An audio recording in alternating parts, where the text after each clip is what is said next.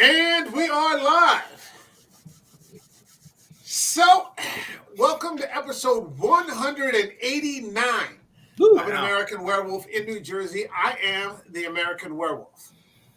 In the house tonight, we've got the Ryan Daly with a little daylight hanging behind him, so we know he's not a vampire. He's, hasn't got the shades drawn or anything like that, so everything's above board. We've got Eric from Hey Internet Eric here, stopping in once again to shoot the shit on, some of the undead. Happy to be here. Yeah, man. We've got Count Bilula from, the very haunted Asbury Park, which no one dares venture into. The last time I was in Asbury Park, I saw a sign up on a street post, and it said, good money for the fingers of animal abusers. So that kind of sets the tone. Transylvania's got nothing on Asbury Park, and I didn't really disagree. So, okay. Place is rough day and night. That's yeah, it. man. Hey, you go real quick. We have a vampire movie set right here in my town, and it's on Troma. I will let you guess what the title is. Wow. Yeah. All right, we've got John K. Alvarez, the campy vampy. Yeah. I'm surprised he wasn't wearing some tie-dye, to rein in the occasion or something like that. But, hey. I had to work and couldn't get changed. Yeah, he'll more than make up for it during the course of the conversation. And rounding it out all the way in the UK, we've got Morgan Scorpion here. She hasn't been here for a while because we've been on the sci-fi fantasy tangent. But the minute I mentioned some horror and vampires, she was in like Flint. And thank you very much for coming bringing in to some join dignity and class to the talk. We need it. Lord knows, yeah. That's what we're really lacking in. Something other than baseball caps. Yeah, that's it, And, Welcome back, Julia. Baseball caps and long-windedness. So, yes, welcome back. Yeah. All right, now tomorrow, the last voyage of the Demeter drops, and it's kind of a big thing. I'm seeing a lot of chatter about it online. The reviews so far, I haven't caught any spoilers, haven't read the reviews, but just the blurbs and tweets or the posts now that they call them have been favorable. And technically, there shouldn't be any spoilers if you read the novel, but Well, I mean, just in terms of the quality of the film. Yeah. We read? Yeah.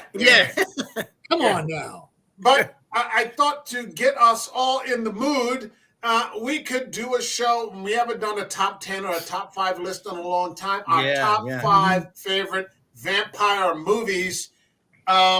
Let's just get into it. And I announced this before we went on. There was overlap for about 2 movies, maybe 3. If that happens and, your number 2 is somebody else's number 3 and they get to it first, we're just going to roll with it. When your turn comes around, if there isn't anything you haven't said already, then, just jump on in right there. Hold on a second. We got Castellar Daniel Garcia who says, good night. Okay, thank you. I appreciate that. Good night to you, too. And we've got Mr. My Chunky Jordy, who says, hi, everyone. What's happening? Thank you for stopping in. We appreciate it. All right, let's get right to it. We're going to go clockwise around, starting with Ryan, and then, wrapping up around to Julia, and then I will close out the number. Let's, excuse me, let's get to number 5. Ryan, what do you got for us? All right, number 5. Well, John set the tone with the campy vampy because we're starting off with some great 90s camp. The movie that spawned a very popular TV series. I chose Buffy the Vampire Slayer. There you go. There she is, the great Christy Swanson, who I had the pleasure of meeting once at one of the Monster Mania cons, and she still looks amazing at 50-something. Mm-hmm. This is also my excuse to do a quick tribute to Paul Rubens, who we lost last week. This is one of the reasons I like this movie, the strength of its cast. Rutger Hauer is an amazing vampire. Lothos, the big bad in this movie. If we were doing a top 5 favorite vampires, he would be on my list. He's great in this movie. You got him. You got Donald Sutherland as Merrick the Vampire Hunter. Of course, Paul Rubens. You got Mike, your boy David Arquette is in it. A very young Hilary Swank, one of her first movies. A very young Ben Affleck, and as the principal, Stephen Root. Stephen Root is a great character actor. It's hilarious how he's giving the dead vampires detention at the end. He's just detention happy. He's always giving the detention slips. And also Luke Perry. We can't forget Luke Perry as Pike. It's a funny movie. I mean, if you watch it now, has it really aged well? Probably not. But if you watch it in the little 90s kind of scope that it's in, I think it's fun. It still works for me. Yeah. It's got a lot of good moments. I like the fact that Buffy is kind of this Valley Girl cheerleader, the last person you'd expect to be a vampire killer, which is the joke. It's got the makeup's good on the vampires. I like the visuals. The last scene at the big dance when the big battle happens is really cool. I think it was a nice way to show, Christy Swanson's acting chops, if you will, because she always was kind of in some supporting parts in other movies. This one, we're not going to talk about Deadly Friend, but this one was kind of like her kind of real starring vehicle, I think, as far as I know. But this is one of mine. I always like it. I try to watch it every Halloween or so, around then, because it's just fun. It's good 90s camp. All right. I only saw it once, and the only thing I remember about it is there's one scene where somebody grabs Christy Swanson's ass, and she turns it into a fucking choke slam. Yeah. She swings him into the car. Yeah, it was just such a smooth fucking move. I'm like, holy shit, that was pretty fucking cool. Other than that, I don't remember anything. Yeah, it's a fun one. It's one of me and my wives go to, like, we want to watch a goofy movie type of thing, and we'll throw on Buffy. Okay. And I love the fact they didn't try to be anything else. Exactly. They kept it that much fun. They didn't at the end all of a sudden get really serious and they kept it that, and I love that. That's really and this was Paul Rubens' kind of comeback movie after his little kerfuffle, and that the media blew out of proportion, and his other big adventure, but we won't go there. But this was kind of his comeback movie, and I had no idea he was in it the first time. And a great death scene. Is that Paul? Oh, his death scene is fantastic. It's hysterical. That's what makes the movie. Yeah. Even after the credits, he's still going. Yeah. All right. Fair enough. We've kicked it off. Let's move on to Eric. Eric, at number 5, what do you got for us?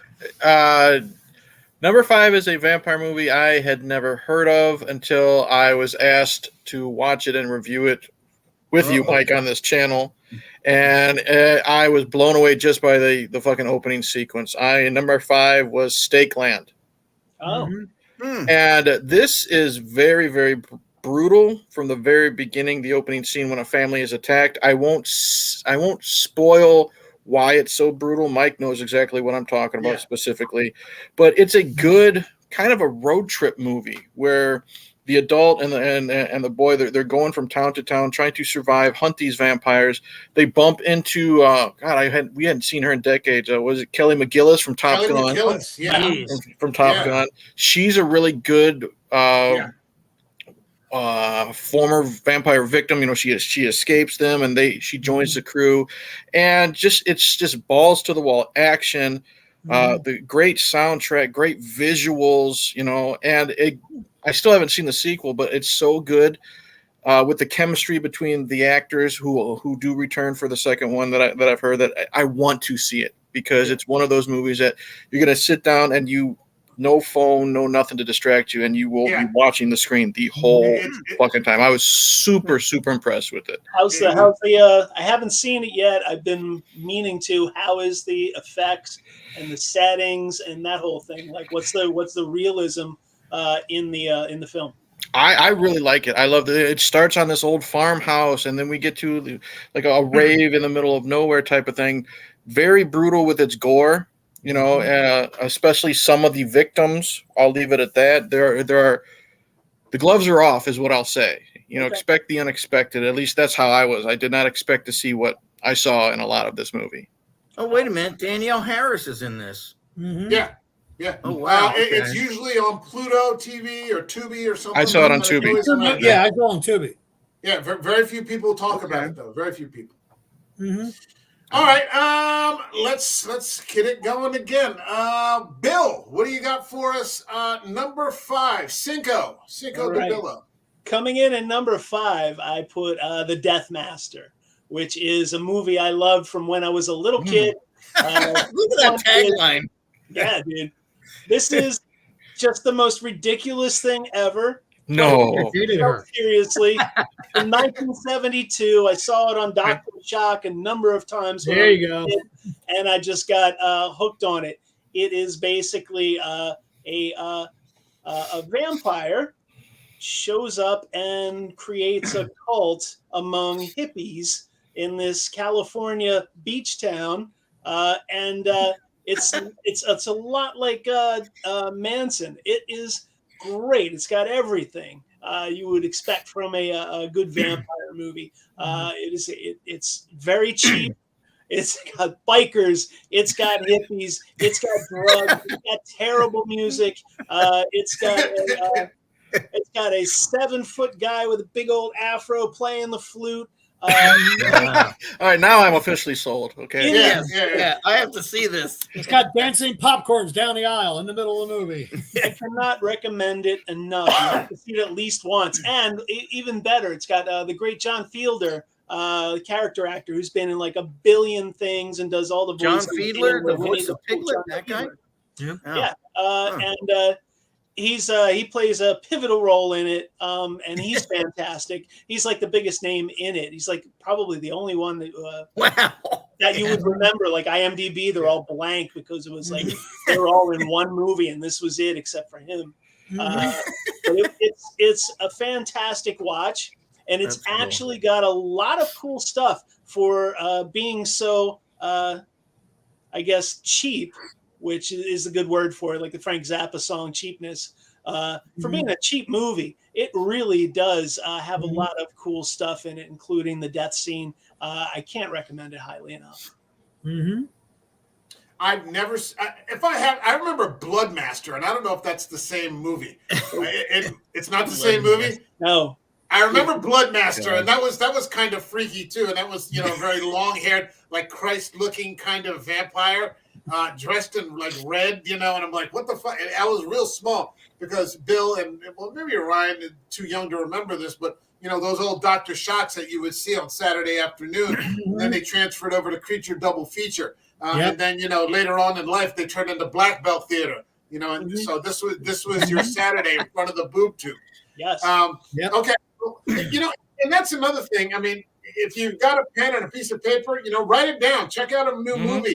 You might be turned on to something cool that you've never heard of before, and you couldn't make your day, man. Because there's a lot of them out there, and people aren't paying attention, and they get caught up talking about the latest thing or whatever, or the oldie moldies, and these fun ones, or these extra brutal ones are out there, and they're definitely worth a watch. You have to go on eBay, look for it on DVD because it is out of print. The DVD can't buy it. It doesn't stream. Okay. And it's not streaming at all. Okay. So you could maybe find it on YouTube, but you're going to have to hit eBay or just come over and watch it with me because I'll sit through it 100 times. I'm on my way. It is that beloved by me.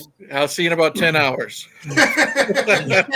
You bring the movie, I'll bring the bong. All right. All right, hold on a second. We got some comments here. We got Chucky Jordy's list in no order. The Lost Boys, 30 Days a Night, Buffy, Dracula, and Salem's Lot. Sure. Castellar Daniel Garcia says honorable mention for 30 Days of Night. Swanson had a starring role in Flowers in the Attic. Oh, that's right. I forgot about that. Fucking BC. Yep. All right, love Fright Night. Lost Boys. Make a little comment. The Night Flyer if I had there it is. a liquid foot, Yeah. the Night Flyer would probably be There it number is, 6. Yeah, that's a good one. I love the Night Flyer. Got yourself a Night Flyer. I love the Night Flyer. Stakeland, Interview with the Vampire and the Night Flyer. Honorable mention to Vamp. Oof. Okay. Thank you. From Dusk Till Dawn. Grace Jones. Grace Jones is a vampire. Yeah. 3 people turned up for Buffy when I worked at my local cinema, so my boss didn't show it until the night view. There you go. I forgot about Stakeland. It's a great film. Yeah, it is. Yep. The Shed and Jacob's Wife are great vampire films. Yeah, I forgot about The Shed. Salem's Lot TV miniseries. Yep. Yeah. Sorry, my list has changed. Dusk Till Dawn, 30 Days, Dracula, Lost Boys, and Buffy. Salem's Lot mini from the 80s. Yeah, not the Rob Lowe remake. Okay. Right. No disrespect to Rob Lowe. Daybreakers needs more character development. Deathmaster. Mr. Dan is here. What's happening, Dan? Hey, Dan. He said he's going to look for it. All right, yeah. Let us know, Dan. Drop a comment if you find it or DM me or something. The Forsaken. Yeah, it is. The Forsaken is a really good vampire movie. Also quite good. Yeah. And Waxwork Part 1 has Dracula in it. Your listeners have a lot of good taste, Mike. Yeah. And so if you see these names, jot them down real quick. Get a pen and a piece of paper because you're in one ear and out the other. All right, that goes because there's a lot of information flying around here. That brings us to John. Your number 5, John. What do you got for us, man? Well, it's funny because when I saw all the lists that were coming up, I agreed with every one of them because they were all actually initially on my list. I started actually going to different type of vampire movies that also had other themes in it, trying again to be different when it comes to this list. Yes. And my first one was called Blood Red Sky, which is a Netflix movie. Okay. It came out 2 years ago. And it's funny because when you see it in the beginning, you honestly think it's a story about a mother and a son, and the mother being a little weird, but she's getting to New York because she's having problems like a disease with her blood and everything else. And as she's on the plane gets hijacked. And it's a bunch of hijackers who are trying to get it back to London to blow up a bomb. And when the mother gets shot trying to protect her son, 5 minutes later, you see her sit up. The blood disease, she's a vampire. And has been struggling to keep it in control. The whole movie's told in flashback practically. So you're seeing the background information. You're seeing the person who turned her into a vampire. What's this called again, John? It's called Blood Red Sky. It's on Netflix. It was on Netflix 2 years ago. It's a Netflix original movie. It's really, really interesting because even though you're seeing the mother struggle to keep her humanity to save the son and try not to go full vamp, she's still evil. And you're rooting for her because the terrorists are even worse than her. You have the stereotypical one guy named Oddball who's always crazy type deal. Yeah. One actor who I remember that's kind of famous in it, it probably could also be that some European actors that are in it that I don't know. Yeah. The one American actor that's in it, he was the lead in Prison Break on Fox, and then he was actually on one of those. Isn't it Graham McTavish? Dominic Purcell. Yeah, he was playing Captain Cold. Graham McTavish is in that too. I always know Graham McTavish. He was playing Captain Cold on like the Flash series and everything like that too.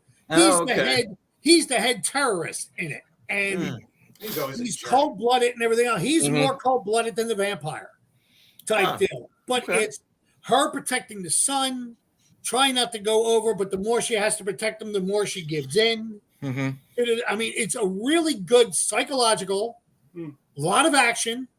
It was funny because when I was first thinking about calling it, it's kind of like instead of snakes on a plane, it's vampires on a plane. It's one of those big, big 3-level class type planes and everything, and you're running and hiding and ducking out of the dark, and it's jump out scares. It's very old fashioned, but kind of interesting. And to be honest, at the end, it's sad. Okay. You're all of a sudden going, God damn it. Hey, don't give us any spoilers. I just added it to my queue. So okay. Dominic Purcell. He was also in a vampire movie. He was in the third Blade movie. He was the guy that played Dracula. He was Dracula. I'm sorry, I forgot about that. Yeah, all right. Everyone should forget about that one. Yeah, they well, I don't mind that movie. I just thought he was a very weak Dracula. It was a very weak. It was a bad casting call. You know, it was very bad casting call. You know, there were a lot of scenes in the third Blade movie that I liked. Same here. You know, like when when you find out that the government is like familiars. You know, and he's like, "Who's the president?" An asshole. He's completely lost track of anything that's going on in the world. Like this is all that he does. I have the Blade trilogy, and then they added like the pilot TV show that they made. Yeah. So it's like an extra little movie kind of. Yeah. But yeah, there was a very bad casting for Dracula. All right, Julia, what do you got for us? Waiting patiently here. Number 5, I've got Livid, also known as Livid. It is, thank you. It's got ballet, it's got magicians, it's got vampires, it's got a woman in a coma, it's got home invasion, and where to start? The basic storyline is the female protagonist is living in a very small town with father's marrying a new woman who doesn't like her. There's no job prospects. She and her 2 friends are in desperate straits. And so they decide they're going to break into the house of a comatose woman and steal some of her stuff. Because she doesn't need it. She's not using it. She hasn't got any heirs that we know about. So they're going to help themselves to a few bits and pieces to fuel their getaway so that they can get away to the big city and start living. So you actually end up fairly sympathetic towards them, especially towards the girl who only agrees to take part on condition that they only take what they need. Of course, once they get there, all the shutters go down and it's a trap. The woman in a coma is a vampire. The nurse who's supposed to be taking care of her now and again is in on the act. And well, we basically, I do not want to spoil the story for anybody who hasn't seen it. Sounds good. Yeah. But yes, it's quite horrifying in the first 2/3. But in the last third, it's almost like a magical children's adventure. But it actually works. I found I wasn't disappointed by it at all. And the ending is almost beautiful. And it's also, in a way, a happy ending. But okay. I think this is actually available for us here in the US on Shudder. So I'll actually try to get a look at it. I would strongly recommend it. It's quite a unique film. Is it a foreign film? I think I said it was French. Yeah, it's French. Yeah. Okay. And I normally don't like French movies, but this one Well, you're I British. love.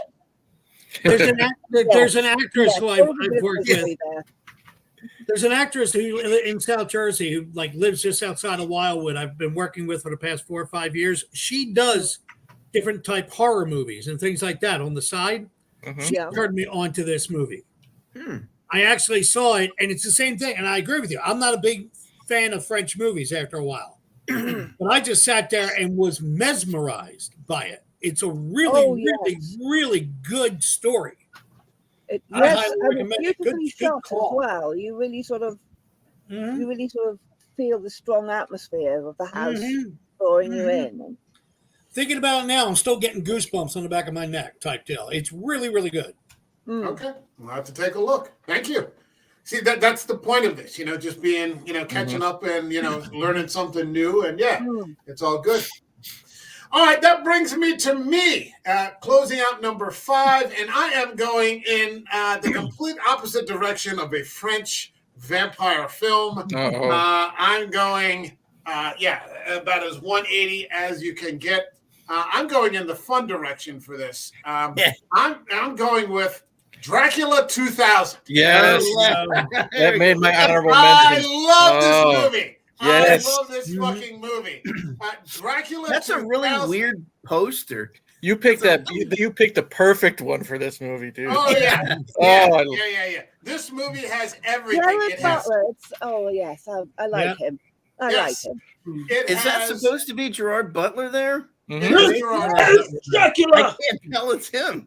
Gerard Butler it's a very young Gerard Butler. You've got Christopher Plummer as Van Helsing, who is over 100 years old because he's got a mummified and desiccated sort of Dracula trapped in a tomb. He's been leeching him, with leeches and injecting himself with the blood so that he stays young because he feels he's the only one who can adequately defend, the world against this monster. Sounds like only to he's find out long enough to become the villain. Yes. So he his place gets robbed by like the bimbo who like works it because she figures he has money in his basement because he guards it so carefully, and she gets all these simps to like follow her into this robbery.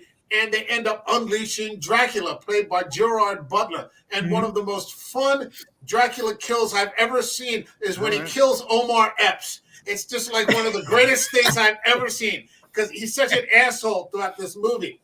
You've got like, who was that? Danny Masterson? Danny Masterson is one of Danny Masterson is one of the simps. He's in it. He's the brides, a jerk in real life. The brides though. You got like Jerry Ryan. She's one of the brides. Oh wow. You've got like the three most gorgeous brides of Dracula. Yeah, Jennifer Esposito. It is incredible. Now, the great part about this is that it's the first part of a trilogy that nobody knows about, and so there's a part 2, and that's great. And then there's a third one, and that's great. And they dropped this little line in the somewhere in the first one that like you can't kill him. Right. You can only kind of destroy him or keep him down temporarily, but you can't kill him.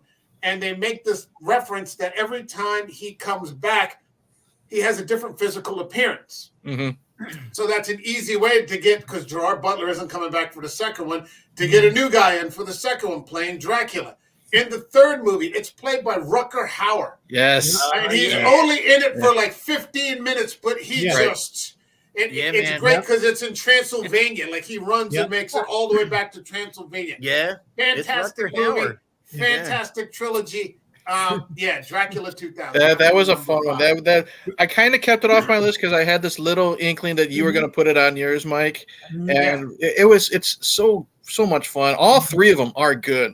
Yeah, like by the second one, there's a vampire hunting priest played by Jason Scott Lee from Dragon, the Bruce Lee story, and him and Rutger Hauer, when they go at it for like that 15 minutes, like that reveal of Rutger Hauer when he's sitting in his castle and he's got IVs full of blood just going into him just to keep him preserved and stuff. It's really fucking fun. It's great. I saw I was just looking at him here on Wiki.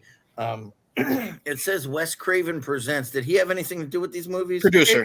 It's his production company. It was his production company. Right. All right. Okay, hold on. We still have some comments here. We got Blade 1 and 2 are great. I actually love Dracula Untold. Yeah, that's a really good movie, but every time bleeps on it, and Near Dark is brilliant. Dracula Untold with Luke Evans. That's a really good Vlad the Impaler Dracula.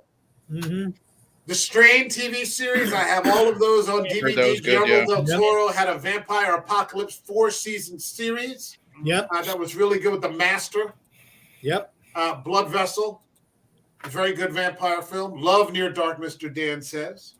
Let the Wrong One In is a hilarious vampire film. And We Are the Night and Suck are terrific vampire films. I don't know those. I know Suck is like a parody movie, I think. Only Lovers Left Alive is an I know that vampire. Byzantium. A copy of Suck. I just never got round to watching it. Okay. I bought it thinking it was something else, and then decided no, thank you. A dark vampire film. Okay, that brings us to number 4. Bing. Hold on. Let's see. That brings us back to Ryan. What do you got for us in number 4, please? All right, number 4 is another one it's on my Halloween rotation. I'm, as you guys know, I'm a huge Tim Burton fan. And when he's not being a Disney shill, he's actually making he still has some magic left in him. You know, and I picked as one of his more recent efforts, which is actually a pretty good adaptation. I picked Dark Shadows. It's a fun one. It's a really fun movie. Johnny Depp is really cool as Barnabas Collins. He's very restrained. You know, you're not going to get, you know, Jack Sparrow or anything. It's got a really good cast, and that's one of the things I always like about Tim Burton's movies is he always manages to put together an awesome cast. I mean, you got Johnny Depp, Michelle Pfeiffer, Jackie Earle Haley as the groundskeeper, Eva Green is the witch. Yeah, you know, and it's great setting it. It's perfect setting it in 1972. I love just all the kind of culture shock things, like when he wakes up and he sees the McDonald's sign and he thinks it's the sign of Mephistopheles, and you know all this stuff. It's got some really good humor in it. I mean, I was too young to watch the soap opera. You know, I'm familiar with it, but I don't know. You know, I can't be a purist and say, oh, it wasn't like this or whatever. But and this also was the last film appearance of Christopher Lee. He plays the captain in the one scene, and he's sitting down because at that point in his life he couldn't really walk anymore. Right. And but yeah, it's got a great I like it. It's fun. Chloe Moretz is in it. She's the daughter, and the best cameo by Alice Cooper. Yeah, I mean that's the best. I love it when it's this concert that they're playing for a birthday party. And Barnabas looks at Alice. She's like, Alice Cooper, what an ugly woman. Yeah, he's like ugliest woman I've ever seen. Yeah. But it's a neat little adaptation of a TV show. Sometimes when they adapt movies, you know, from TV shows, they work. And I think this is one of those cases where it works. Tim Burton gets to put his spin on it, you know, and I think this movie is right up his alley, this kind of subject matter, you know. And like I said, I think Johnny Depp is a good Barnabas. His interactions with Eva Green they both steal the movie. That love scene when they're going all over the ceiling and the walls and stuff like that. Yeah. And the soundtrack's great because it's all early 70s, late 60s, early 70s. Thank you. Know. I was going to say that the soundtrack also makes the movie as well. Yeah. It's a lot of fun. All right. It's a good one. I hated that movie. You what? I absolutely loathed it. Finish it. And I've forgiven Johnny Depp. I've forgiven Tim Burton just about, but I hate that movie. Wait, now, are you a fan of the original series? Yes. Yeah, so am I. Well, that's But I thought it was okay. There's no way you're going to adapt that many seasons. I mean, there were 1,200 episodes obviously. in that series. Oh, wow. You know, it was. But I remember, like, I would come home and NJN, the local PBS affiliate, would have some horror on it, like 5:30. You know, it'd be 30 minutes of horror, and I wasn't a Doctor Who fan. So, you know, I was just, okay, well, I'll watch this. I'm vampires, werewolves, you know, all right, no problem. I mean, put me in, coach. You know, no problem. But I saw it once, and it was okay. I remember Eva Green. All right. I thought it was a fun, kind of like fish out of water story with Barnabas. Yeah. A lot of the humor is his culture shock. Is Barnabas' culture shock? Yeah. All right, Eric, what do you got for us? Number 4. Okay, this is the complete opposite of like the fun type of movie that Barnabas Collins and all that stuff is. This came out late 80s, very dark, very dirty. Like you feel dirty watching it just because of the way it's shot. And it came out the year after Aliens, and it reunites 3 of the Marines. It's been mentioned in the chat already. I picked Near Dark. Okay. And what I love about this is that this is kind of a misleading poster right here because it does have the stereotypical newbie vampire bites a person. He's brought into the group to try to make his first kill type of thing. So if you can get past that, the main reason to watch is because the group he's thrown into. This group is led by, they're basically in a van. They're like traveling gypsies, going from town to town to town, finding victims and drinking blood, that type of stuff. But we have Bill Paxton, young Bill Paxton, as like a wannabe biker cowboy. It's like he's got like the spurs and everything. We have Jeanette Goldstein, who was Vasquez in Aliens, and then the group is led by Lance Henriksen, and this is like Lance is looking old in 1987 because he starved himself to get that look of a vampire. That he was. His backstory is like the guy saying, "How long you been a vampire?" Well, I'll tell you this: I fought for the South and I lost. That type of thing. So he's been doing this for that many years. Oh, wow. What I love about this, it's very vicious. It's very brutal. There's a scene where Bill Paxton is hit by a giant truck, and you think he's flattened. You know what I mean? Those truck driving trucks, and instead you just see his arm come up on it, and he's just crawling on the grill, and he's punching through it and pulling out the wires like the fucking gremlin on the airplane. You know what I mean? And half of his face is melted. It's very, very brutal. And what I love about this movie is they even got a little, hate to say it, a little kid, air quotes going with him, who's probably as old as Lance Henriksen. But they never once say the word vampire. And they do not have fangs. So they have to find different ways to get the blood to flow. Okay. That's why there's a fantastic and brutal bar fight. Oh, yeah. Bill Paxton, he's just trying to egg people on, spilling their beer on purpose.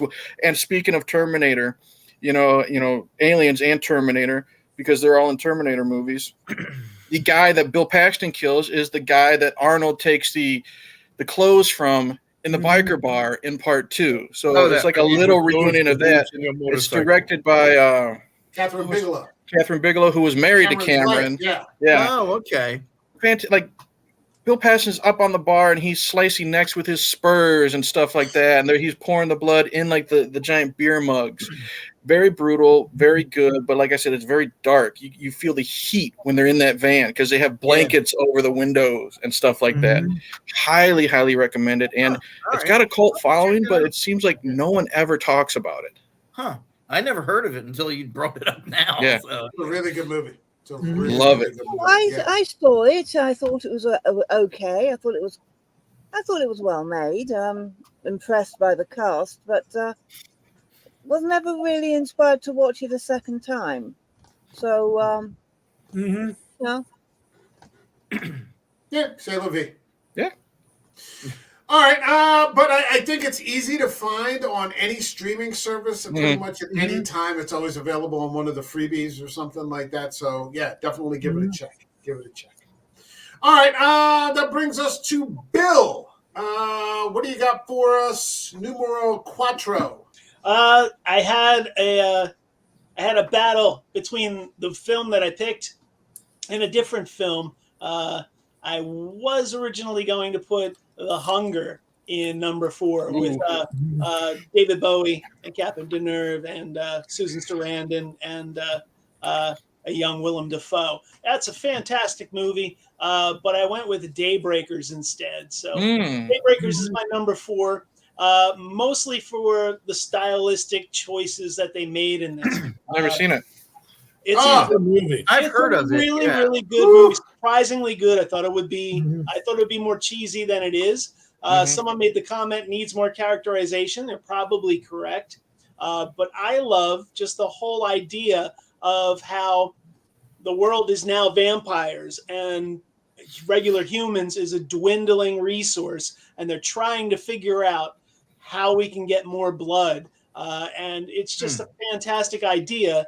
And I love the fact that it's filmed like a film noir, right down to like the costume choices. You've got a lot of 1940s styled clothing, even though it's modern day. It has that style of a detective movie. I enjoyed a lot, even though, they have the eyes, but also the cast, Willem Dafoe, Ethan Hawke, you got Sam Neill, for goodness gracious. It's just an all around good, solid vampire movie that I would throw into number 4. Was that Ethan Hawke in the middle of the poster too? Yeah, he's a star. I like that idea because if you think about it, no one's ever touched that. What happens when humans run out? You know what I mean? Yeah. I like that I idea. love the scene where he's got the cup of tea or whatever it is, and they just put a little bit of blood because that's all he can afford, and it's expensive, and he's sipping it and savoring it. I was like, that was pretty clever. I thought that flipped a little bit of the vampire stereotypes on their head, and it caught my attention, and I really got into this movie in a way that I wasn't expecting. I thought it was going to be just sort of a popcorn That sounds cool. Saturday afternoon, and instead I was like, wow, this is one of my favorite vampire movies. I actually had an in-law call me up late at night because he had just seen it and told me to watch it when it was on like cable television. And I'm like, yeah, okay, I'm up. And I did. I watched it, and I was like, I'm glad he did. It's a really, really good movie. And the way that the vampires that don't get blood turn feral. Yeah. They turn feral and attack other they attack anything. Like they'll attack anything. They just lose like complete control of their prefrontal cortex. Their look completely changes. This is a very, very solid movie. And the weirdest twist in there, where they, I'll say just very cool cars, very cool car crashes. Yeah. But I won't spoil the twist if you haven't seen it. Yeah. There's a good little thing for you. Very cool. But yeah, all right, that's my number 4. All right, John, what do you got for us? Number 4. Well, it's funny because he had mentioned The Hunger and Susan Sarandon, which was about to be my 4th pick too. I really came across I really liked that movie, but I was going through all the movies in the 80s, and I've always been fascinated, especially when the whole concept of MTV came along. And movies that were based with that MTV feel to it. Yes. And I always thought about doing Lost Boys because I always kept on saying Lost Boys is a MTV horror movie. Mm-hmm. But I didn't. And I didn't go with Susan Sarandon. I went with Chris Sarandon in Fright Night. Oh, okay. There it is. I was wondering when somebody was going to bring this up. Fright Night, the original Fright Night to me is the closest that America ever came to making a Hammer film. Oh yeah, you're damn straight. Chris Sarandon playing the charming vampire. Right after, a few years after his Oscar-nominated performance in Dog Day Afternoon, 1 year prior to The Princess Bride, which is probably what he's going to be remembered for. The vampire is incredibly charming. Roddy McDowall does a great Peter Cushing impersonation. He really does. Or he's Peter Vincent. Peter Vincent. I love Roddy McDowall. He was the anti-vampire. And I really, the first time I saw this movie, I really got into it and was really surprised how scared I got with it. Because I'm like, this is really had some creepy moments, but they stuck to the whole concept of charging in and facing the ultimate evil. And literally 3 weeks ago, I had seen it on like FX or something like that. And I'm like, oh, all right, let's see what this one. And God damn it, I'm still pulled in. It's still a lot of fun. Yes. I mean, it holds up surprisingly well. And I was really shocked how much I enjoyed about it and how really authentic they were to. I found it funny that Peter Vincent was doing that Dr. Shock type story. And this movie was a dedication to the movies you would see on Dr. Shock type deal. I really, it was such a lovely homage to it. And it really, it got me. I and there's people who talk about the sequel or the remake. I like that. Don't get me wrong. I really, really do. They remade it? Yeah. About like a decade ago with Colin Farrell. Colin Farrell is Colin Farrell is the vampire. The guy who played Chekhov on the reboot of Enterprise was the lead. Oh, but, okay. And David Tennant played like a Chris Angel type magician who was, but the first one, I mean, I watched it again and I could not get over the fact how, I mean, I'm sorry, when Chris Sarandon is standing there and going, "You have to have faith, Doctor," and he picks up the cross again, I'm going, this is right out of those type movies, and they sold it. They sold it to me. You said it great, John. It holds. This movie is very 80s, but it still does hold up very, very well. 80s without being stereotyped 80s. I love the look of them. The look of the vampires. Like I love when Amanda Burst turns into it. She's not just scary. Like she's got like a big barracuda mouth. You know what I mean? Like that. She's truly terrifying. I love Let's not forget the great Stephen Jeffries in this. Yes. Fantastic. Yeah, as Evil Ed. Yep. I love that one scene where Chris Sarandon is eating the apple, Yes. and the kid is hiding in the bushes, Mhm. and he just throws. He knows he's there. He Yep. just throws the fucking apple core, and it's like the apple has just been scooped out. Yep. You know, just in that one fucking bite, you're like, "What the fuck is that, man?" You know, you're like, "Holy shit!" And that was all ad libbed. Chris Sarandon just showed up with an apple, and then he said, "Just let me do my thing." And it's great scene. What about that movie? It captures so well being a teenager. No one believes you. Yeah. And you're just seeing things that no one else sees, and you can't convince anyone that this is happening until it's too late. I loved how Roddy McDowell was a coward a lot of times too. It was good seeing a cowardly vampire hunter. Yeah, well, he's not a vampire hunter. He's an Exactly. actor. I know. He was an actor. You know, that was the whole point. And the kids believed that he was really, it'd be like going up to Peter Cushing and asking him to fly to Transylvania with you. And you say, "What the fuck, you know? Leave me alone, you know?" That's another Security. of fish out of water, though, isn't it? You know, because he's kind of like lost. He's lost. Yeah. You know, he's having to act as if he Yeah. knows what he's doing when he actually doesn't. No clue. There's I a also lot of particularly liked the death scene, Evil Ed's death scene. Oh yeah. Because Roddy McDowell's Peter Vincent is clearly shocked, horrified, devastated, really. Yeah. You know, He's very sad when he didn't realize it was going to be so painful. Right. And that makes it somehow very real. Yeah, exactly. It's really touching.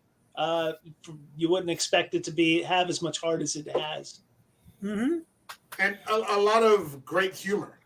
Yes. You know, the humor is what I think. Part of what keeps it afloat 40 years later or whatever, 35 years later. You're so cool, Brewster. Yeah. My one brother said it to me 2 weeks ago. I remember the nightclub scene, liking the music.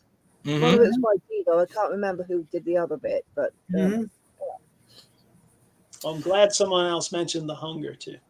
Yeah. All right. Yeah. It's not just. I you. was It's not going just you on to bookend them. I was going to put the hunger and this like back to back type deal. I'm like, no, I'm going to go with this one. All right. That brings us to Julia. Julia, what do you got for us? Number 4. Top 5 favorite vampire number movies. 4 is called.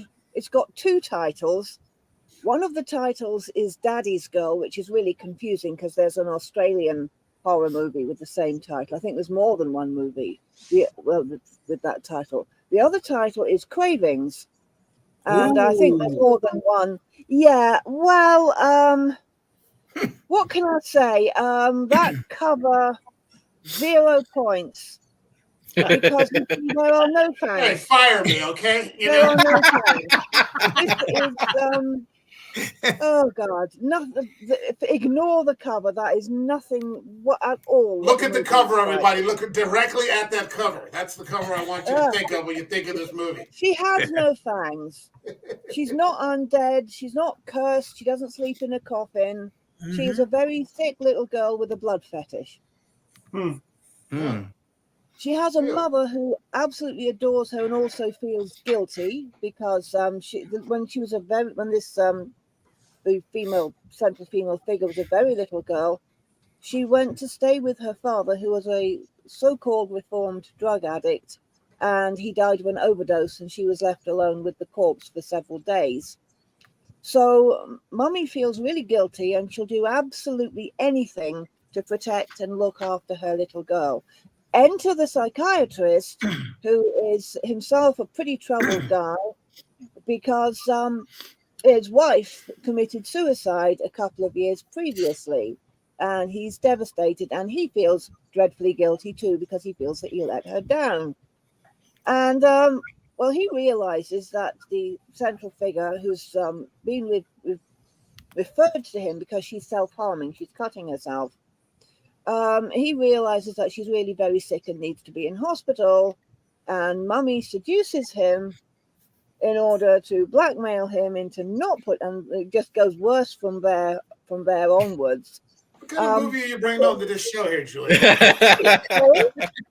What kind of movie are you bringing onto this show here? Hold on a second. No, go ahead. Go ahead. Well, I do not wish to spoil the plot, but just to say that the final scene is one of the sickest I've ever seen in movies. Oh, wow. And the musical soundtrack is one of the most beautiful and haunting pieces of music I've ever heard of in movies. And so it's got one hell of a punch at the end, you know. One hell of a punch at the end, because is this another foreign film? Australian, you said? Sorry? You said this is an Australian film? I'm having a bit of difficulty hearing you. Is this an Australian film? Is it a foreign film? No, the Australian film is a film about a spoiled girl who kidnaps her boyfriend, or the man she wants to be her boyfriend, and tortures him. Which I haven't seen it, so I hope to see it one day. No, this is an English film, and it's obscure as hell, and it shouldn't be obscure, because it is genuinely an extremely horrifying film. Even it though sounds like it. Okay. Yeah. All right. Well, I mean, you know, and that's the whole point of this too. I mean, like I said, you know, new titles, check them out. You know, see what's up, see if it works for you. That's the whole and point. Ignore that cover. That cover has nothing to do with the film. Leave that cover alone, all right? Yeah. You know what the problem is? I tried to find overlays that would fit over the screen. So I mean, there may have been others that were more like in a 3:2 ratio, but I tried to go with a 16:9 cover, and some of the titles I don't know, so I just went by the shape. All right, so that brings me at number 4, and I am going with a movie that I've talked about a little bit, but I had the chance to watch it again quite recently. I'm going with Jim Jarmusch's Only Lovers Left Alive. With the great Tilda Swinton. Love her. Who has sort of I always thought she has like sort of an intellectual, like regal presence. Yes. We've got Tom. Huh? I said she was great in Constantine. Yes. Yeah. Gabriel. As I saw this Only Lovers Left Alive. I think it's on Hulu right now. Okay. Yes, it is. Oh, Tom Hiddleston's in it. Yeah. Hiddleston, you've got Anton Yelchin again. Yep. And they are Hiddleston and Tilda are a couple who've been together for like hundreds of years. John Hurt.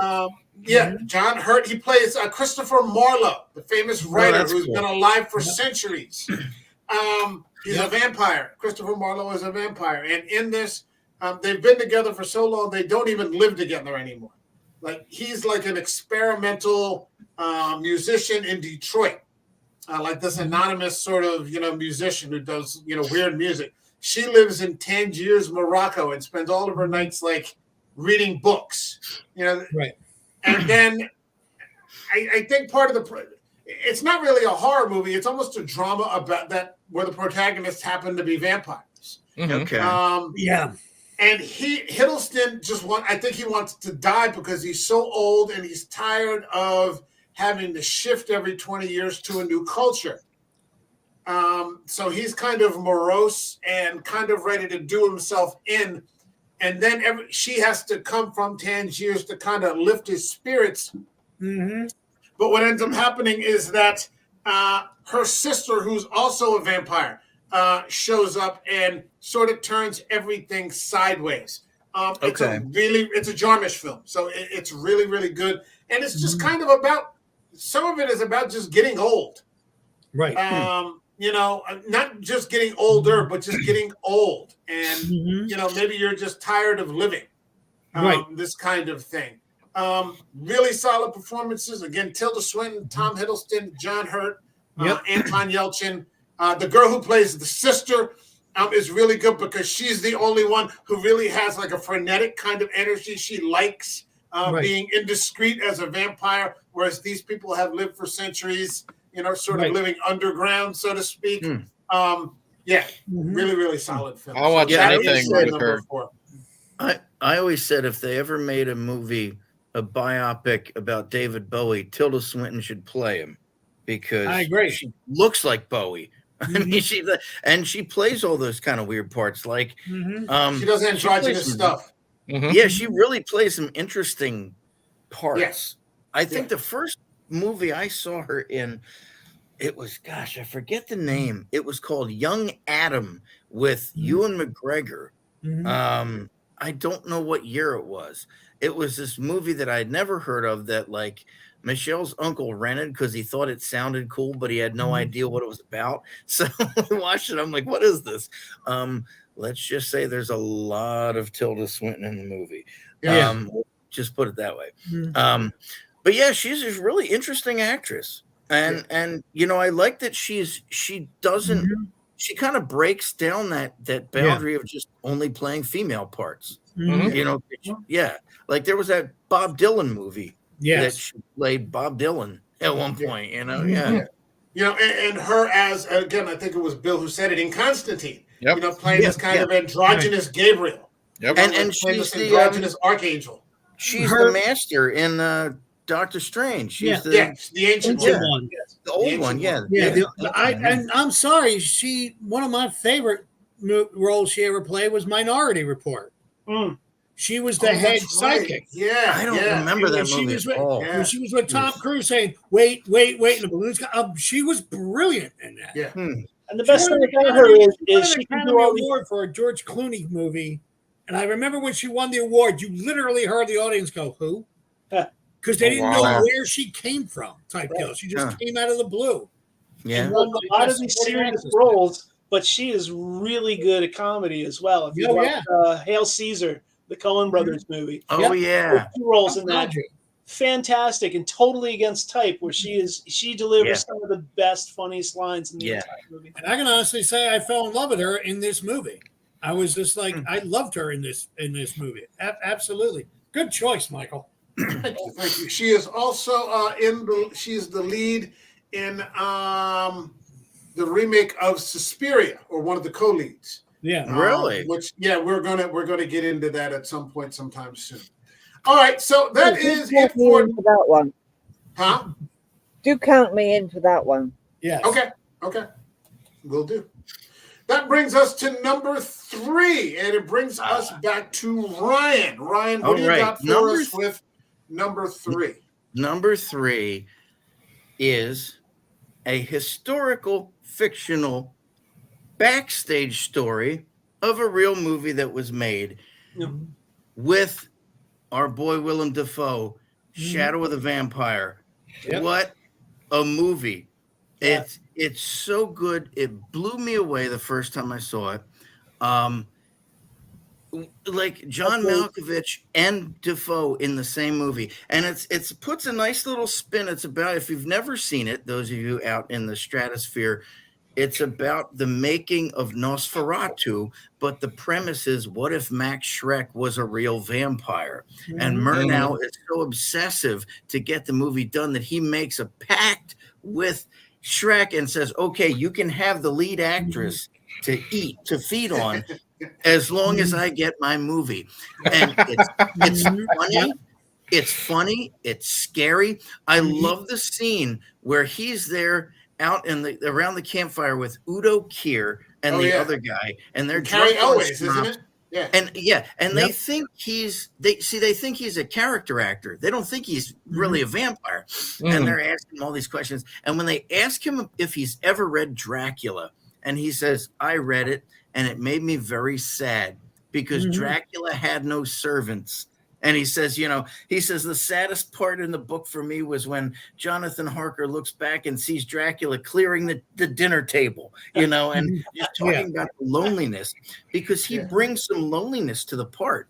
There's no other vampire out there. Like they kind of have some of the vampire mythos, but then they kind of twist them on their head.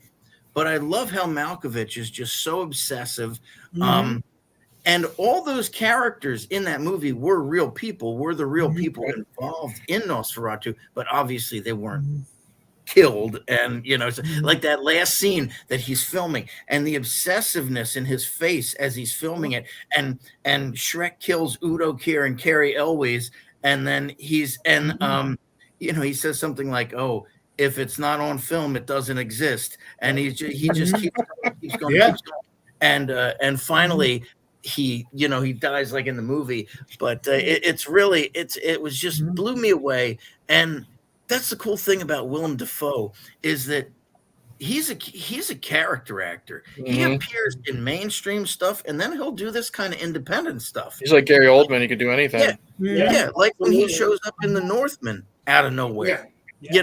I mean, he's such a cool actor to watch, and it's such a fun movie, and it's just the makeup, everything, and the way they film it is almost, they use a lot of the silent film kind of techniques, and the film itself is an old grainy film to give you that sense of it. But watching Malkovich and Defoe together is just awesome.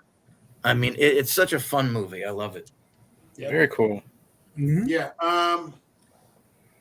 it's a good one. I don't watch it very often. But it's just, I mean, the mood in that scene where he first appears on camera. Yeah. You know, and what is it, Gustav? Eddie Izzard. Eddie Izzard. Yeah. And you can see how freaked out fucking Eddie Izzard is. You know, what the fuck is this guy? You know, and he's like, you know. Wondering if I can jump the queue here, because this is also my number 3. Okay. There you go. We could do it this way. If you pick this movie, well, then let me jump the queue then too, because it's my number 2 movie. There you go. Let Julia go. All right, Julia, go ahead. You called it. Sorry, wait. Firstly, I love it. It's beautiful. It's fascinating. I love Willem Dafoe's interpretation of the character. I'm also a big fan of the Herzog one with Klaus Kinski, and not quite a massive fan of the original Nosferatu, though the bit where in the original you've got the character standing on the rigging of the ship. I love the bit in Shadow of the Vampire where the vampire absolutely refuses. Is it the boat he refuses to go on, or the plane? Yeah, because he can't cross over water. Yeah. I'll take a plane. He refuses it. It's like, it is an island. But although the character is, on the one hand, he's quite pathetic because he's kind of sad and old and lonely, and he doesn't know how to make other vampires. You know, he doesn't know how to. And you know, you can see he identifies a lot with the character because he no longer has servants either. You know, unless you count the Murnau character. Malkovich is way scarier. Willem Dafoe has his scary moment. But Malkovich's character is way scarier at the end. I agree. Well, I think that's the point. He's the bigger monster. Yeah, exactly. And I like how when he threatens Shrek, Max Shrek just kind of laughs because he's like, "What are you going to do to me?" You know, and that scene where he's trying to choke Max Shrek, and then all of a sudden he just stands up and he's smiling at him, and Murnau just gets freaked out and leaves because he realizes how strong this dude is. And you know, there's that one scene that I remember where they ask him how he became a vampire. And he said he's so old he can't remember. No, he says a woman. Yeah, it might have been a woman, but he also talks about like he can't remember anything. He doesn't exactly remember anymore. He's so old. John, do you want to get in? Go ahead. Well, I'll even go a couple steps further on this one if I can jump over. It was also, I remember hearing this way back in college, that it was an urban legend that the vampire in Nosferatu was, Max Shrek was a vampire. They built that up the whole time. That's why he said he didn't need makeup. He was actually filming and actually filming this creature. And one of the things that we used to talk about a lot before I saw the movie, and I love the way they portrayed it in the movie. First off, let's give also a little credit to Nicolas Cage being the producer of this film. Oh, was he? Nicolas Cage was one of the main producers of it because he was a big fan of Nosferatu over Dracula and the original thing, because they offered him to play Nosferatu and he turned it down, but suggested William Dafoe. William Dafoe. But he turned around and said this was a war of egos between the two. And it was also a war of, it's funny, I saw somebody finally actually do it on YouTube, but we used to talk about it all the time when we all saw the movie. It was a war of like actors being committed to the roles. You had Max Shrek, who wasn't giving up his interpretation of what it was supposed to be. You had what's his name? Burnout. I'm sorry, John Malkovich being dedicated to his thing. But one of the saddest things that I thought it was at the end of the movie, or towards the end of the movie, when John Malkovich is lying in bed, he has all these symbols around him, including the spot sticker, and he was talking about asking how he got him to do the movie, the vampire to do the film, and he said, "I offered him eternal life." Yeah. And it was funny because a guy who has eternal life need to have had it captured on film. Yeah. And I'm funny, and it didn't surprise me when William Dafoe is killing, Max Schreck is killing everybody, and Malkovich is still filming. Yeah. That's his nature. It's because he's kind of lost his mind at that point. That's what I meant. That's what I meant. That obsessive nature. And I'm sorry, the funniest bit in the world when they're saying, "Stop eating the cast and crew, stop," I could eat the writer. Yeah. I felt the chair laughing my ass off. Being a script writer myself, when I can eat the writer, we don't need him anymore. Yeah. You motherfucker. Excuse my language, but that's exactly what I was thinking. So there was that intense, and people have a tendency to ignore that film. In the film, it's the battle of two wills. Exactly. You see these in other movies about Hollywood and everything else, but I think throwing the vampire in, it drew more people into it. Yeah. Type deal. I noticed. Really, I'm glad this is one of the only time I think I was involved in several people picking my choice, and I don't mind it because I can talk about this movie all day. Well, and I noticed today because I was watching some clips of it, and I noticed today that Willem Dafoe's portrayal reminds me a lot of the Klaus Kinski portrayal. Yeah, he looks a lot like the Klaus Kinski version. You ever hear him talk about it? He went the whole 9 yards. He really wanted to do. And it's one of the few times he was, again, nominated for an Academy Award. Willem Dafoe is amazing. This movie is actually the one that secured his role as Green Goblin. And so, and then, the rest is history. But he's awesome. I love watching him because, again, he's got his roots in character acting. And he's not like... he's always a character actor. He's not like a leading man type guy that you would associate with that. He's awesome. I mean, I know he's played leading parts. I love the fact they also kept on saying, well, he's one of those Russian actors. They're referring to Stanislavski, who's bringing realism to acting for the first time, as opposed to making sure you heard the loudness and the big expressions. And I loved that. I really, really did. This is such a great movie. Hold on a second. Willem Dafoe has played the romantic lead in a couple of movies. Yeah. One of them was based on it was based on Almayer's Folly by Joseph Conrad. I can't remember the name that the movie took. I think it's a bit different. Then he played the romantic lead in I saw it years ago, a movie about an English priest living in China, falling in love with a Chinese woman. Oh, okay. Yeah. Hold on a second. We got a couple of comments here. He can play anything. Yes, basically. Yeah. All right. We got Mr. Dan here, still talking about Near Dark, and he said the little kid in the group is creepy. Yeah. And then we got Adrian Conde Martin, who says Renfield, new vampire movie with Nicolas Cage. That one was a lot of fun. Yes, and he says hello from Spain. So thank you for joining us. A great distance away. Hola. Thank you very much.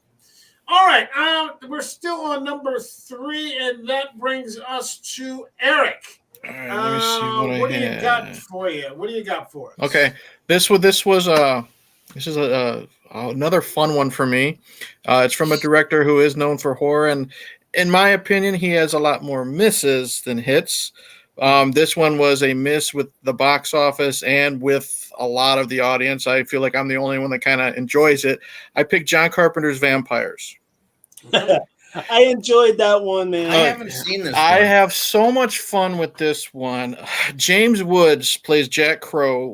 He is such an asshole type vampire hunter, and he's the leader of this group that also has Daniel Baldwin, Mark Boone Hunter from like Sons of Anarchy.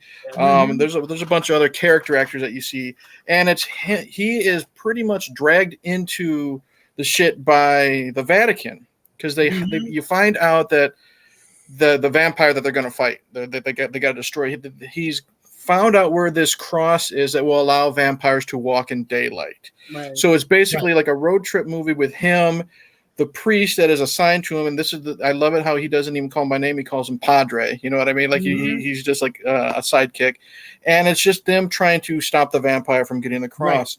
Right.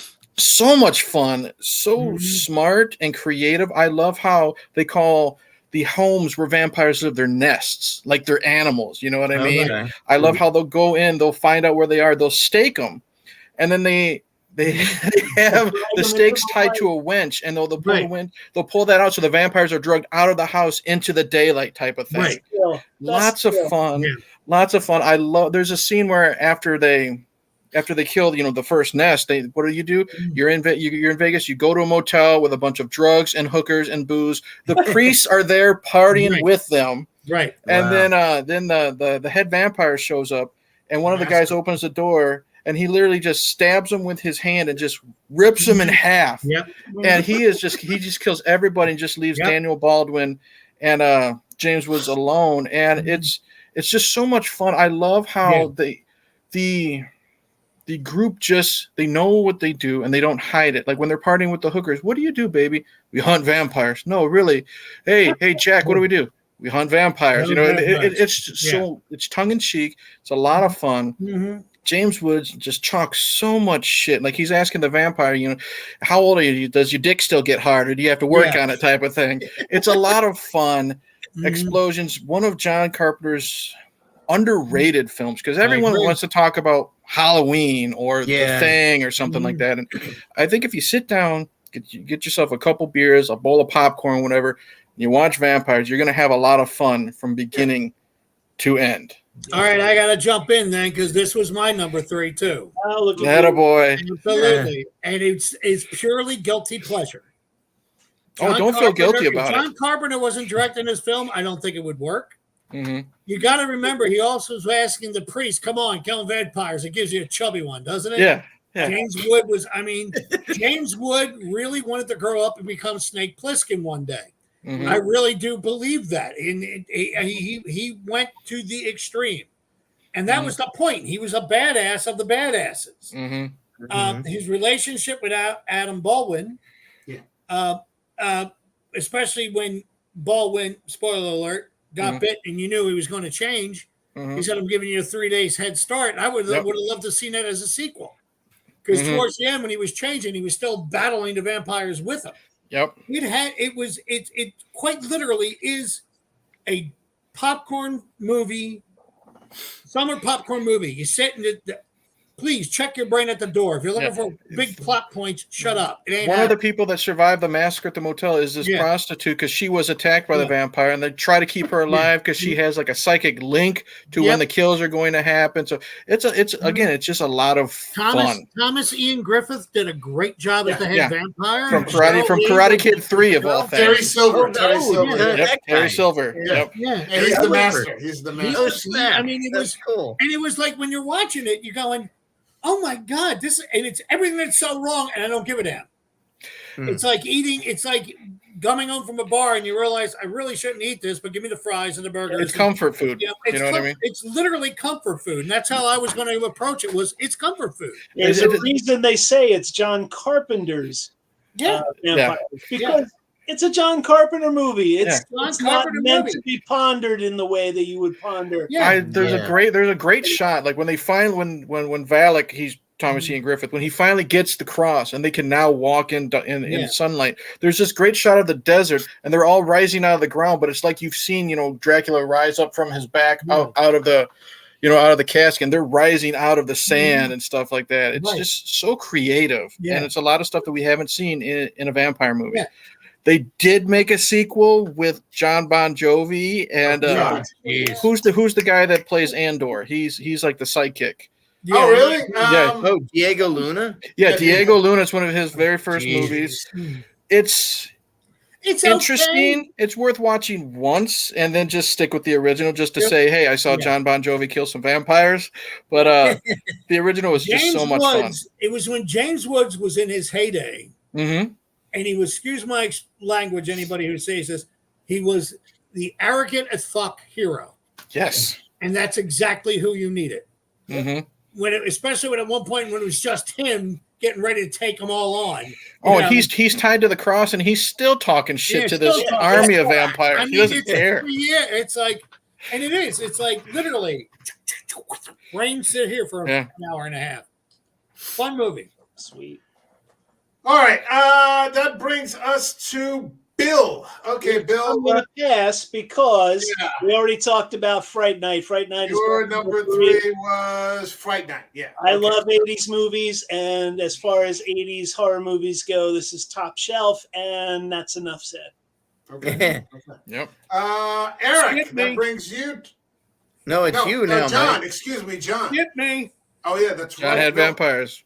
Okay, then that brings us to Julia. And Julia, your number 3 was Shadow of the Vampire. Shadow of the Vampire. Okay, you're up. Yeah, we just know it's you, Mike. That's a repeat. Mike, you're up. Okay, so it goes all the way around. We All just right, wanted so- to Mikey. To add, I really, really rate Udo Kier very highly, and I have met him at a convention. Oh, and nice. He's a nice man. Oh, that's cool. When I think of Udo Kier, I always think of Armageddon, where that one guy's telling him what haggis is. Yeah. One guy, he's making that face like, what? That'll put some hair on your ass. Put some hair on your ass. And Udo Kier making that face like, what the fuck? I don't want hair on my ass. Some of us don't have a choice, It's not, you don't get the pick. Okay, it just works out that way. If I had a choice. Yeah, I don't think anybody would actually vote for that, but you don't get a vote. All right, so that brings me to me and my number 3. I'm going tried and true and trusted, and the best of this, in my opinion, of this entire franchise. I'm going with Horror of Dracula. Yeah. There you go. I was wondering when it was coming. Yeah. Horror of Dracula is the first look at Christopher Lee as, the title character. He's scary as fuck. Yep. Bill and I talked about this. We covered this movie and a couple of other Dracula movies we've covered on here. It's the best. You've got the big busty, Bride to Dracula there. You've got Peter Cushing. Cushing is the badass, man. Well, that's the thing. I mean, we talked about this before, how, Hammer turned the brides into the femme fatales. Yes.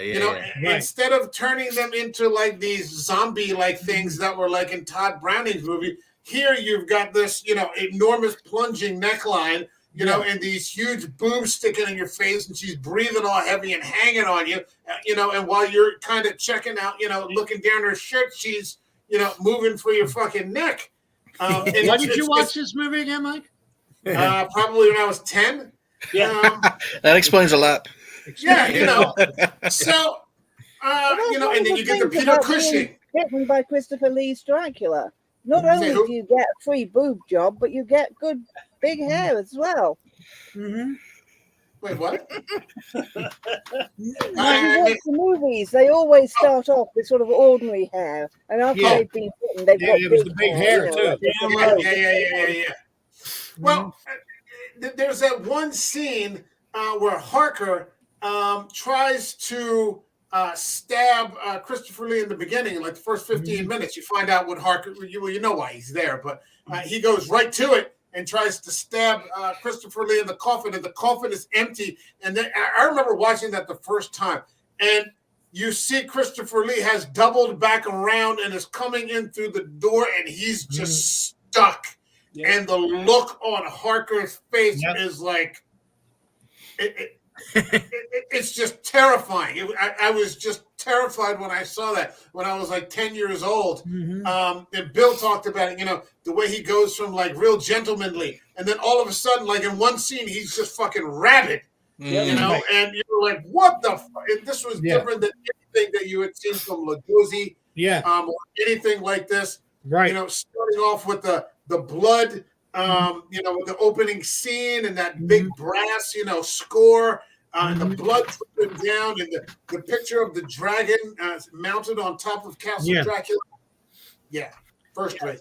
Mike, as I said in that first episode when we talked about this one, Christopher Lee just comes along and turns Dracula into a pimp, and it's the best. Yeah, I think Mike, isn't it shocking for Dracula to go from the super romantic figure in the black and white movies with John Barrymore and Lugosi and such, and then all of a sudden you got Christopher Lee doing a whole different thing.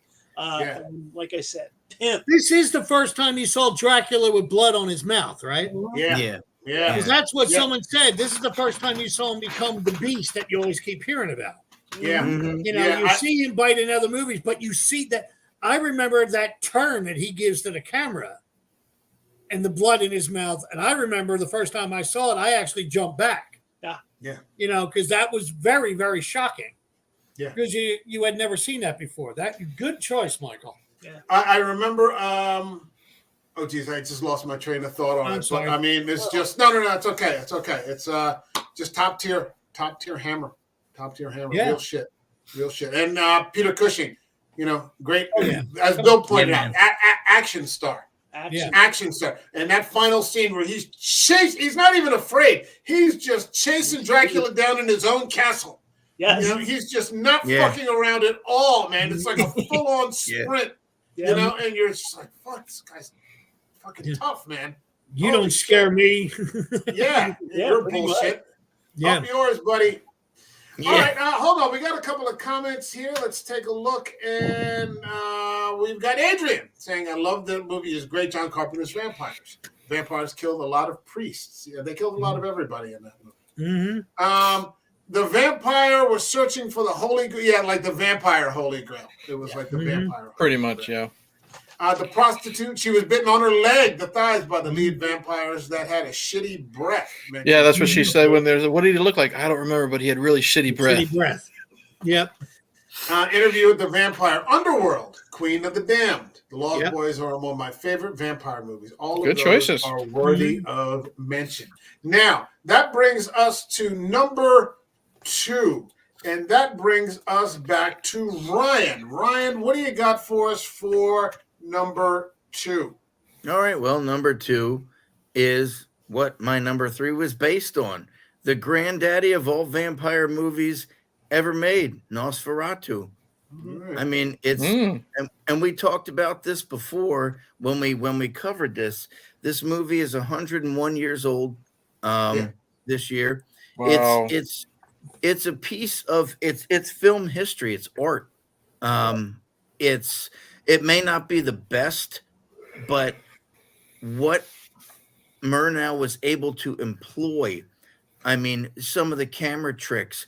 My favorite bits in this are when Orlok rises up from the coffin on the ship, and when the guy sees him, and that whole Demeter scene pretty much caps it. You know, I like how he is a thing. He's vermin. He's a plague. You know, and that's what the Nosferatu means, is a plague. He's this creature that's just so creepy to look at. He is one of the freakiest vampires I've ever seen on film. It's just, again, and we talked about this when we covered this a long time ago. You can only imagine what the audiences from 1922 must have thought when they saw this thing, because they were all familiar with Dracula, and this was Murnau's guerrilla version of Dracula.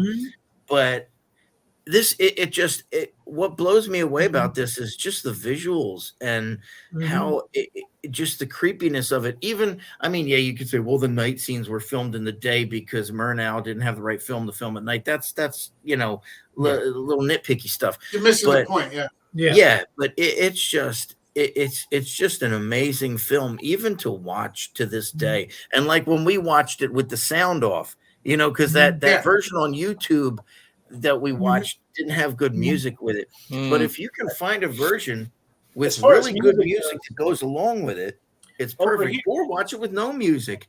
Turn the lights out. All I right. have no. I want to say this. I have no. Hold on. Hold on. I want to say this real quick. I have no idea why people put scores on silent movies. They're called silent movies for a fucking reason. Yeah, yeah, Just watch the visuals. yeah, yeah, yeah. Oh, it drives me crazy. If I can jump in, since this is my number one pick, Okay. Oh, God. Okay. and I agree with a lot of the things that you were saying about this movie. I like the fact he looked more like a rat Yeah, yeah. than a bat, Mm-hmm. like that vermin. Mhm. Yeah, yeah. But I was lucky because when I first saw this, I was in college watching for a film class, and it was silent. There was no music that was at it. It was very, very That's cool. creepy.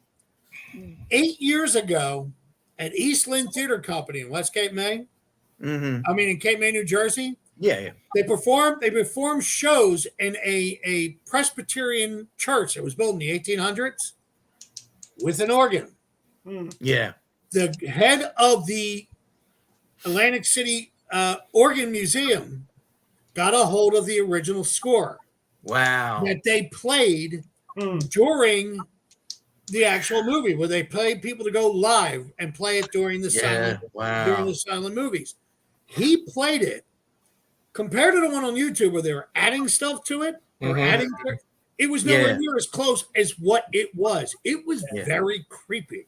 Yeah. The style of it, and you needed a maestro, for lack of a better term, to play these chords, because they were really writing it, and it did set the mood. And then I watched it again without the music, and I'm like, this mood is set even without the music. Sure. Yeah. Well, the music enhances it as I'm putting gravy on top of it. This is how good this movie was shot. I know a lot of people don't like it, but I'm sorry. I genuinely did. I was shocked how creeped out I was when I saw it. When I first saw it, no joke intended, I walked out of the room and went to a water fountain and started washing my arms off because I felt kind of dirty. In a way, it was just like you were going down in the muck and the mire to see the story. Yeah, and it's got such John, here in Red Bank, every Halloween, we used to have events where they would show great silent movies, horror movies, and they would get this fantastic band called Rotting Moldy Flesh, right? 10-piece goth band kind of thing, right? And they would watch the movie with us and improvise scores, according to what they were watching. And they did like the Cabinet of Caligari and Phantom of the Opera. That's the one I would love to see. I would love to see Phantom of the Opera. The single best one was Nosferatu, because what the visuals of the film were doing, inspiring these guys to play, and it was completely off the cuff, not practiced. It blew me away. It was the most fantastic Halloween thing I've ever seen. And you're right. The film sets the creepy tone, and these guys followed that tone and translated that into the music, which became the score. And I'll even go as far as what Ryan was saying when he turned around and said, it doesn't matter, he brought the wrong film and they shot it during the daylight. It didn't matter. Right. No, it didn't. It still worked. Yeah, exactly. That's the thing that really, really made it work. That's why I like it. There's so many iconic scenes, like the one him standing on the ship, but his shadow going up the stairs. God, I mean, these have become kind of like cultural icons almost, and so much so that those scenes were imitated. They imitated the shadow on the stairs in Bram Stoker's Dracula. They paid their homage to it. A scene that the hand bring up goes around the Stoker's door, Dracula, just shall we? slowly opens it as opposed to yanking. Friendly. Really, really, really. It's. I hope it gets a little replay towards this Halloween. Yeah, I know Turner Classic Films shows it, but they put the same camping, organ in it. I mean, I hate to say it, you can pull it up on YouTube and just hit the mute button. Right. Yeah. Put it up on your screen. Your 32-inch, your 43-inch, your 60-inch, whatever it is. Sit down, make some popcorn, order a pizza, some subs, whatever you want to do. It's not a long just movie. Hit the mute button. No, it's like 75 minutes or something like that. Yeah. And then you hit play on the Dark Side of the Moon, and it syncs up perfectly. At 11:57:32. I wish you were here. Yeah, that's it. It's probably more like animals. Probably like animals is closer to it. Yeah. All right, so that brings us to whose was that? That was mine. Ryan's. Yeah. Ryan, I'm officially okay, done, Mike. You can skip me. Okay. No, I'm just kidding. Eric. So it's Eric next. Eric, number 2 favorite vampire movies. Can you guys see the overlays that I put up? Yeah. Okay, all right, so you know. Okay. So what do you got for us? If you guys haven't noticed, a lot of my picks so far have been what I would call fun vampire movies. But every once in a while, I like a little class, and every once in a while, I'm a sucker for a classy, dignified vampire. I went with Neil Jordan's Interview with the Vampire. All right. And the reason why, it's basically based on the performances of everyone in this film. I did the episode with you, Mike, and with Rod.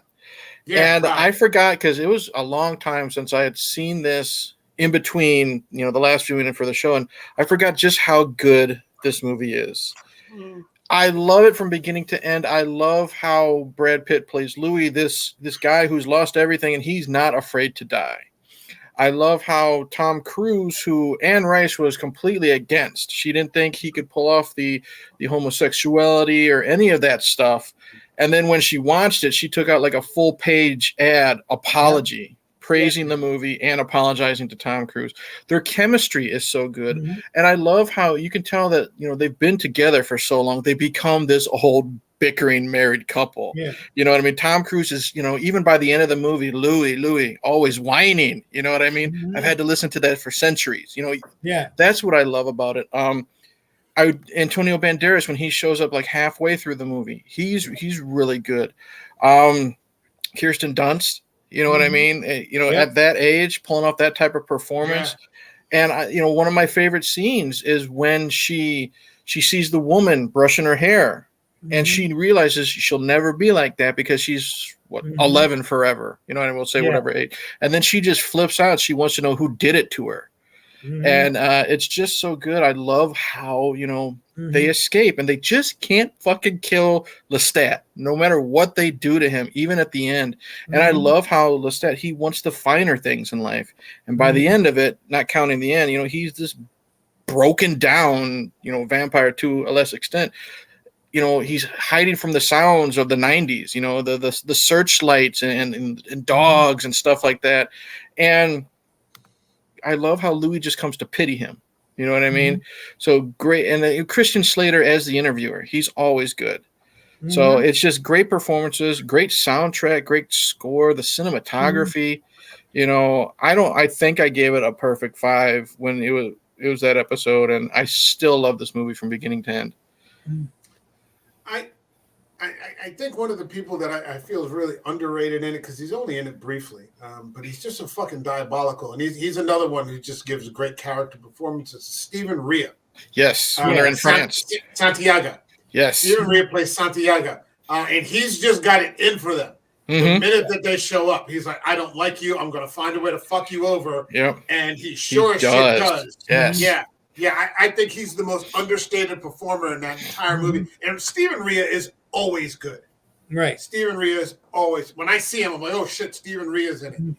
Yep. So, Julia, you got a cramp in your neck? You're not a bit of it. It's just I know you don't like this movie. Not a fan. No, can't stand Tom Cruise. Can't stand Brad Pitt. I did like Antonio Banderas. I liked him, but you can just stick it where the sun. Yeah, stick it where the sun should shine. Didn't like it at all. See, this is why we went to war. This is why we broke away from you guys. I'm trying to remember the movie in which Stephen Rea played the serial killer, and all the time I thought they couldn't get Brad Dourif, could they? And that what is it? It's Udo Kier was in it. There's a bouncing ball. It's on the internet website, but it's haunted. Yep. No, I don't know. I can't remember the title at all. And Jeffrey Combs is in it and dies quite quickly. I hate to say it. I might take Stephen Rea. I don't. I might take Rea over Dourif. Really? I love Dourif. Yeah, I love Stephen Rea. I think he's. So do I. Yeah. Stephen Rea, I liked in this movie. Dourif is kind of type. Hold on one second. Stephen Rea's Dourif is kind of typecast. So when you see Dourif, it's usually within a certain parameters and certain genres. Rea is just in pretty much anything. You can see him in pretty much anything. You can see him in Neil Jordan's The Company of Wolves. You can see him in V for Vendetta. There's just so many different genres and character performances that he's done across the board. I mean, I won't get into the list. Fear.com. Fear.com. Oh, I've seen that one. Yep. Fear.com, yeah. An X, which I haven't seen, but might do one day. Okay. Anybody else interview? Okay. All right. Hold on. That brings me to who's number 2? Bill. What do you got for us? Number 2. Number 2. I love these movies and I'm unrepentant about it. I don't care if anyone follows me down this path or not. But I put for number 2 Blade 1 and Blade 2, which I consider just like Godfather 1 and Godfather 2. They're just part of the same movie. It is the best 90s, early 2000s way to do vampires. Yeah. It was so unique. It was incorporating electronic gaming, techno music, superheroes. It was a prefigurement of the whole Avengers era of the MCU. It was fantastic. I was hooked from the second I saw it. It was fantastic. I love Stephen Dorff as Deacon Frost. I love the second one even more. Of course, Guillermo del Toro, fantastic job on that. It's just stock full of great kills. It's just awesome. It's an awesome movie. If you can watch this movie and see the blood rave scene, and that's fucking cool. Yeah. You are missing out on what vampire. Chris Christopherson as Whistler is so fucking badass. When he goes through, I don't remember which one it was, but when he just plows through the wall, I catch you fuckers at a bad time, Yeah, and I love the second one because you think that like the people that you met in the first one are like the leaders of the vampire nation, but they're not. There's this whole other thing going on over here, with like this Nosferatu kind of vampire, and his human-looking daughter, and then they've got the other types of vampires that they've been like experimenting on and breeding, and it's just a great story. You got great martial arts, great fight scenes, The opening layers to it. I like how they invented the language, and you've got signals, and you've got the familiars. There's a lot going on in these movies, and it's portrayed very well. Nothing is out of balance. You don't feel anything dragged on. I love those two. And Ron Perlman in that second one. Yeah, I was just looking up Blade, the first one, and apparently there's a deleted scene with Morbius. Yes. I didn't know that. I did hear about that too. Yeah. That opening scene in the first movie when they're in the club. Yeah, with Tracy Lords. Yeah. Oh, and it starts raining blood. And that whole excitement, that frenetic energy, and then it all stops and you hear someone say the Daywalker. Yep. I've told people for that movie, if you're not hooked in to watch the rest of that movie, just get up and leave the room. It had nothing to do with me saying I like it and you didn't like it. I said, you're going to talk to this and I don't want to hear it. Because I remember seeing it and I said, I got hooked. Because they set Blade up as a character perfectly. Well, I There mean, is the actor Michael Jai White. Yeah. Just about 5 weeks ago, in an interview, turned around and said, he started pointing at a camera. It was like some red carpet thing. And he was talking about Marvel movies. Because I think he might be coming up in one of them or in one of the TV shows. Okay. And he started pointing to him and turned around and said, hey, don't forget the original Blade. Don't forget, because he was saying, he goes, he helped set you up. That's don't forget cool, him. You gotta give him credit. I'd like to see Michael Jai White as Blade in the MCU. Awesome. that would be okay. That would be good. Yeah, it's an interesting choice that the beginning of the Marvel movies was Blade and also Spawn. Gotta give it up for And Spawn. Ghost Rider. I mean, Ghost Rider came out early. Yeah, Well, They it's went pretty with like Interesting these. choices to kick things off. Yeah. Marvel had a very strong horror Yes, they did. thing going in the Yeah. 70s. Yeah. Dracula. You know, with the old Marv Wolfmans. You had Werewolf by Night, you had Morbius, you had Blade, you had Man-Thing. You know, and all these types of characters. Something that they never really, well, they sort of touched on it here, but, you know, they could have gone for quite a while with it and, you know, just kind of never bothered. But those first two movies, very solid. And they could have but easily gone campy with it, and they didn't. They played it They went- straight up. Yeah, They went because serious with it.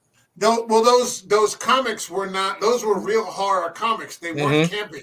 Right. You know, Dracula was a terrifying Marvel villain, man. You know, and he was just like, he would just crush your skull in his hands. Right. You know, he was a savage. He was a fucking savage in this. I remember what was unfortunately they never. monster. I'm sorry.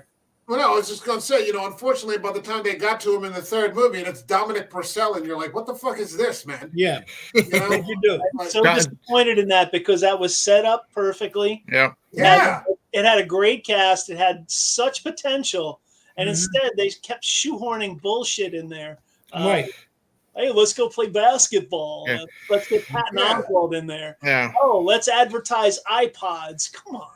Donald Logue was a better vampire in the first play than Dominic Donald Purcell Logue was as great. Dracula in the third one. Absolutely. This is what introduced me to Donald Logue, and I'm a huge fan of him now. And if he's in it, especially Gotham, Mike, you know how much I love Gotham. Yeah. But when he is set on fire, and then he wakes up in the hospital all crispied up, and then just bites the nurse, and then runs away, and then you see him gradually healing. You know, his hand's still fucked up when he's with the hookers and stuff like that. And it's a lot of fun. He cuts his hand off again. Yeah. He cuts the hand off again. Yeah. Get away. That subway scene. These are fine fucking movies. Fine movies. I could take Parker Posey as a vampire and stick her in number 2. Yeah, my life would be complete. But instead, it's just disappointing. Yeah. But the first two, I love them to death. I watch them every time they come on TV. I can't get enough of them. And they're almost always streaming somewhere, usually on Netflix. They're usually almost always on Netflix. You can catch them. Because I remember, like they stream at number 1. I remember Wesley Snipes, because I follow Wesley Snipes on IG, and he's like, and it was Netflix, and they're like, these are our number 1 and number 2 movies, and it was Blade 1 and 2. Yes. You know, that was number 1 in the U.S., and I remember the caption, he's like, who's watching? You know? One thing I do want to, I'll mention this because we've talked Tilda Swinton and we're not talking Wesley Snipes. I've never seen What We Do in the Shadows, the movie or the TV show, but I did catch a clip recently on YouTube where it's like the vampire elders and stuff like that. It's like a trial going on. They have everyone who's played a vampire. Tilda Swinton is in there as the head. Paul Rubens is there. Yep. They have, because he was in Buffy, and then via Skype, they have Wesley Snipes as a vampire talking to the council and stuff like that. Yeah. So it's pretty neat. It made me really want to get into the show. If you're sleeping on What We Do in the Shadows, go to YouTube, watch the original Australian version, New Zealand version, and then start streaming the American version on Hulu. It's great. I've heard nothing but good. Matt Berry is the bomb. I love him as a vampire. Again, this close to being on my list. Type deal. That movie. All right, so that brings us to John, who had Shadow of the Vampire. He's no longer with us. Skip me. Rest in peace. And that brings us to Julia. Julia, you're number 2.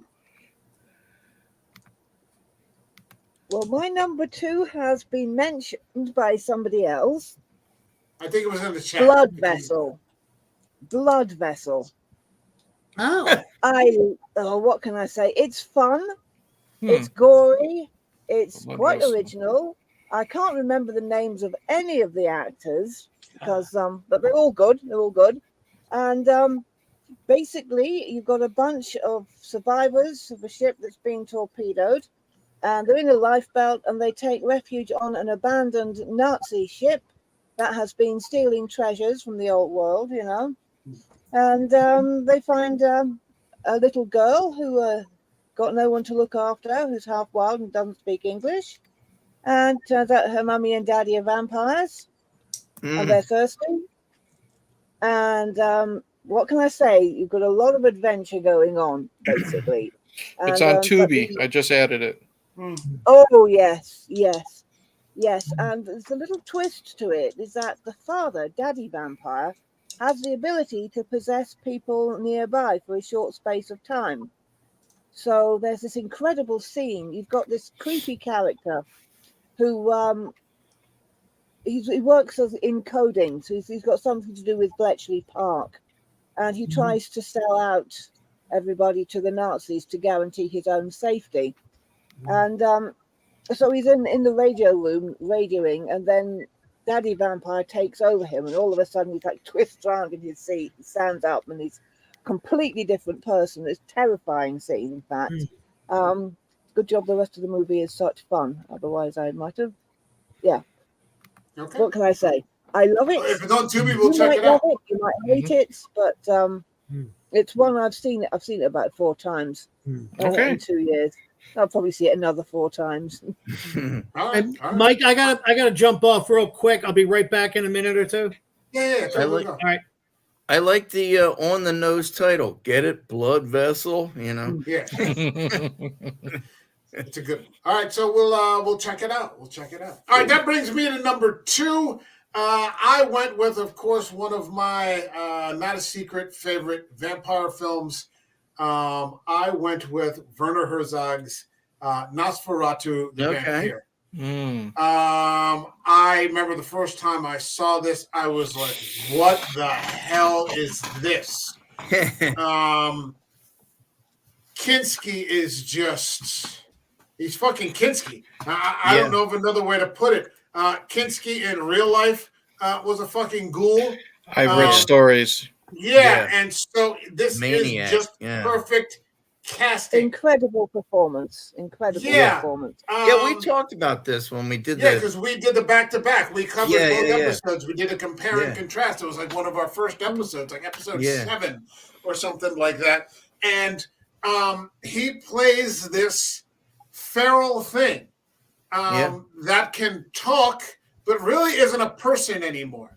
And you can tell that he's been in that castle by himself for so long that he just kind of says whatever comes into his head, which really isn't something that you do in the company of other people. And like the setting that Herzog uses in the castle, it's like absolutely terrifying. I always say that it puts to shame what Coppola did. Because he's not using cheesy special effects. No. They're using acting and claustrophobia, because he's like 3, like Dracula is like 3 feet from you, just staring at you and breathing.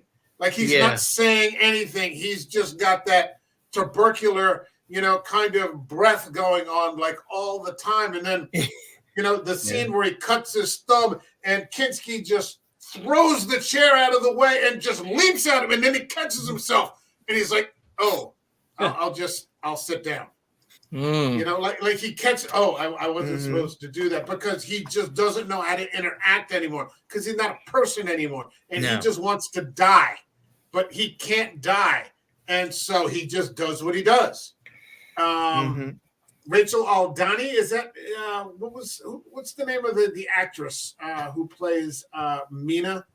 I don't know. It's just a great film. He pulls with the ship into the village, and it's just full of rats. And Herzog has that one scene where guys from the town are stepping into this boat full of rats with bare feet. It's like right to the fucking wall, man. One of my all-time favorite vampire films. It's just mesmerizing. Yeah, it's interesting how they another one on Tubi, Eric. I have it in my queue because I remember the episode you and Ryan did, and I've never seen either Nosferatu. Yeah, watch the one in German. I'm gonna watch. Yeah, I'm gonna watch it because I've heard so many stories, they're horror stories of Kinski. Yeah, and I'm just like, I gotta get to see this man's work, because isn't there a story where someone like actually put a hit out on Kinski because they hated him so much? When they were doing Fitzcarraldo, and and Herzog got so fed up. Well, apparently Kinski was pissed off at like the caterer or something, and he lost his shit over the food or something like that, and started acting like an asshole. And the local chief of the tribes in the movie, he asked Herzog if they could kill Klaus Kinski for him because he was so irritating. And Herzog was basically like, "No, I need him for the movie." You know, maybe afterwards. But Herzog carried a gun because Kinski was out of control. Oh wow! And Herzog had to pull a gun on him. There's a great documentary. It's called My Fiend Klaus or something like that. Okay. And I think it's on Tubi. And it's about their relationship together. And they only touch on Nosferatu for like a 60-second clip where he actually calls him a fiend, and then they shoot to that clip where he enters the bedroom of Lucy. Yeah, and he's just you know, like he really is a fucking fiend. Yeah. It's holy shit, what a movie. I like that they use you know, that's one of those, you know, we were talking about remakes on the text and stuff. This is, you know, they use, I mean, Herzog honors the original and he adds stuff to it. I mean, you know, it's interesting to see it with, you know, spoken dialogue and stuff. But yeah, Kinski's up there. I'd put him up there. I mean, I think my favorite scene in that is when she's like in the bathroom getting ready for bed and he opens the door, and to go in there he's trying to creep on her, and she just sees the door open, but she doesn't see him, and she freaks out when she turns around and he's there, you know. It's a great shot. It's very well shot. The great score where they're using Wagner. Not Flight of the Valkyrie, but like that scene where like Harker first pulls up to the castle, and you're just like, what is this, man? It's like majestic, it's horrifying, it's epic, man. It's just an epic vampire film. I just added the documentary. It's called My Best Friend, of all things. Yeah, something like that. Yeah, okay. Yeah. Okay. Yeah, Kinski was also, I think Kinski also was a child molester and his daughters. His daughters, his daughters both said Natasha and his other daughter, which he vehemently denied, but he was a fucking ghoul in real life. Yeah. All right, so that brings us to our number one. Hold on a second. We've got one more comment. Somebody else. Adrian says also Blade, Wesley Snipes among his favorites. All right, so that brings us to Ryan. Your number one. Go right. The one that started the Hollywood vampire craze, the very finest there ever is, Dracula, with Bela Lugosi. That's it. I mean, it's the one that started it all, and you know, what can you say about it that isn't already said? It started the universal monster craze. It put Lugosi on the map. It's just the one. All the other ones are measured.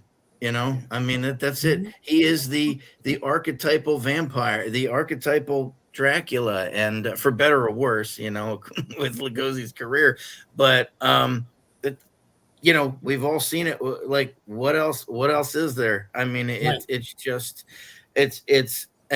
just recently, within the past year, read the stage play, and it's really cool. And the stage play was written in 1924, and a lot, and long before he did the film. Yeah, and Lugosi and Edward Van Sloan, who plays Van Helsing, were both in the stage version, which is cool. And it's neat to read it in that time period and how they kind of modernized it for 1924. Like, Dracula doesn't arrive in England by boat; he comes on a plane. You know, it's But I'm not flying economy. Fuck this. Yeah, but he fucking sweat hog next to me, leaking all over the place. But Lugosi's Dracula, I mean, he's the suave vampire, but at the same time, he's menacing, he's iconic. I mean, we could go on all night about it, but that's it. He's and you also got to remember in Nosferatu, when he flew by the plane, they actually showed the scene of him getting on the plane. Yeah. That's why Dracula flew on a plane, because the first one was done silently. Yeah. So I mean, that's it. It's what can be said. That's it. It's the one scene that sticks out to me in that one is where he first arrives in London and he's walking down the street and he spots that girl who's with like the flowers, buttons or flowers or something like that. Yeah. And he just and that was because when Bill and we talked about this, I think this was the second episode I ever did. This was episode 2. It was Browning's Dracula. And we just talked about how he commanded every scene. Yeah. Right. Because everybody is still coming off that overacting from Silent Area, and it's very flamboyant, you know, because you got to do, because there's no dialogue. And here's this guy who's saying almost nothing, and he's just stealing it from everybody. And when he stares that one girl down, and she's like this little tiny, and Lugosi was, small guy, I guess, and she just must have been, microscopic, and he's just like, I'm going to fucking eat you. And you're like, fuck, man, this guy's the alpha. Yeah. And just his whole, and again, his approach to the character, I mean, now his approach to the character, again, is the one that everybody's modeled after. I mean, it's just, Even Frank Langella, who was the first one who played Dracula, quote unquote, I didn't like that one. But that's the point. When they were doing that as the stage version and everything else, with his shirt open like this and all the chest hair from the 70s. Yeah, but the point about it was he turned around and said, and I'm sorry, I will argue with the group. It was a very good production of the film, but he said it's nowhere near close as Bela Lugosi. No, it's not. He came out and said that, and he said, and he refused to wear fangs. He got raves upon raves about what he did when he did it on stage, and then when he did it for the movie. Yeah. But he even said, Laurence Olivier turned around and said, they're here to see me, dear boy, not you. Yeah. And he was like, but he turned around and said, he goes, I took some stuff from Bela Lugosi's performance, just the way he walked into a room. Yeah. I don't. And as great as Gary Oldman is at everything else, he didn't come close to eating up the scenery like Lugosi could do. No. I mean, I always said if we ranked actors who play Dracula, all right, my top 3 would be Lugosi, Christopher Lee, and my third favorite Dracula. If you say Jack Palance, I'm kicking you. No. I never saw that one. No. My third favorite Dracula is Duncan Rieger in the Monster Squad. Same here. He's very, very good. If you watch his performance as Dracula, he is a bad ass. Yeah. He is a combination of Christopher Lee and Lugosi. Take what you think tone-wise of the film out of the picture. Duncan is a very, very good He is Dracula. awesome. He's scary. He's a badass. You know who I liked? I liked the guy who played him in Van Helsing. Oh yeah, he was fun. Yeah. The guy from League of Extraordinary Gentlemen. Yeah, and he's like, I can hear your heart beating, and he's trying to freak him out, a little bit more, a little bit more. Yeah. But really, even to this day, you still measure every film vampire gets measured against Lugosi. Yeah. Well, that's true. 9 times out of 10, even people that haven't seen the film, they say Dracula, they're going to think of Lugosi 9 times out of 10. Yeah, and the great thing, and actually, when I get out of here, I might actually watch this, is that when this was being filmed at night, they actually filmed a second Dracula film. I was going to ask if anyone had seen the Spanish version. I think that when we cut this, when we finish this stream, I'm going to go pop in the Spanish version because I haven't seen it yet. I've never seen it either. Are they doing it simultaneously? what was being filmed during the day with Lugosi, and then the nighttime scenes were being filmed at night with the Spanish That's crew. funny. And supposedly people say that It's the better. Spanish version is better. I've heard that. Wow, okay. Yeah. It has more vibrancy. Okay. It has a little, I get how some people there. I get how some people could argue that the Lugosi one is kind of dry, but because it's a stage play. I mean, that's they're just translating the stage play into a movie.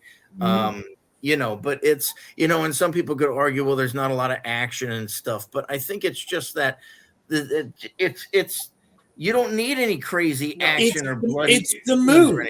You have to. It's like what you said about Nosferatu. You have to consider the time frame. Yeah. Exactly. We talked about this. How this must have scared the shit out of people in 1931. Now you look at it and you're like, okay, if you want to take that kind of stance, you can. But in my 30s, we mounted a stage version of the play.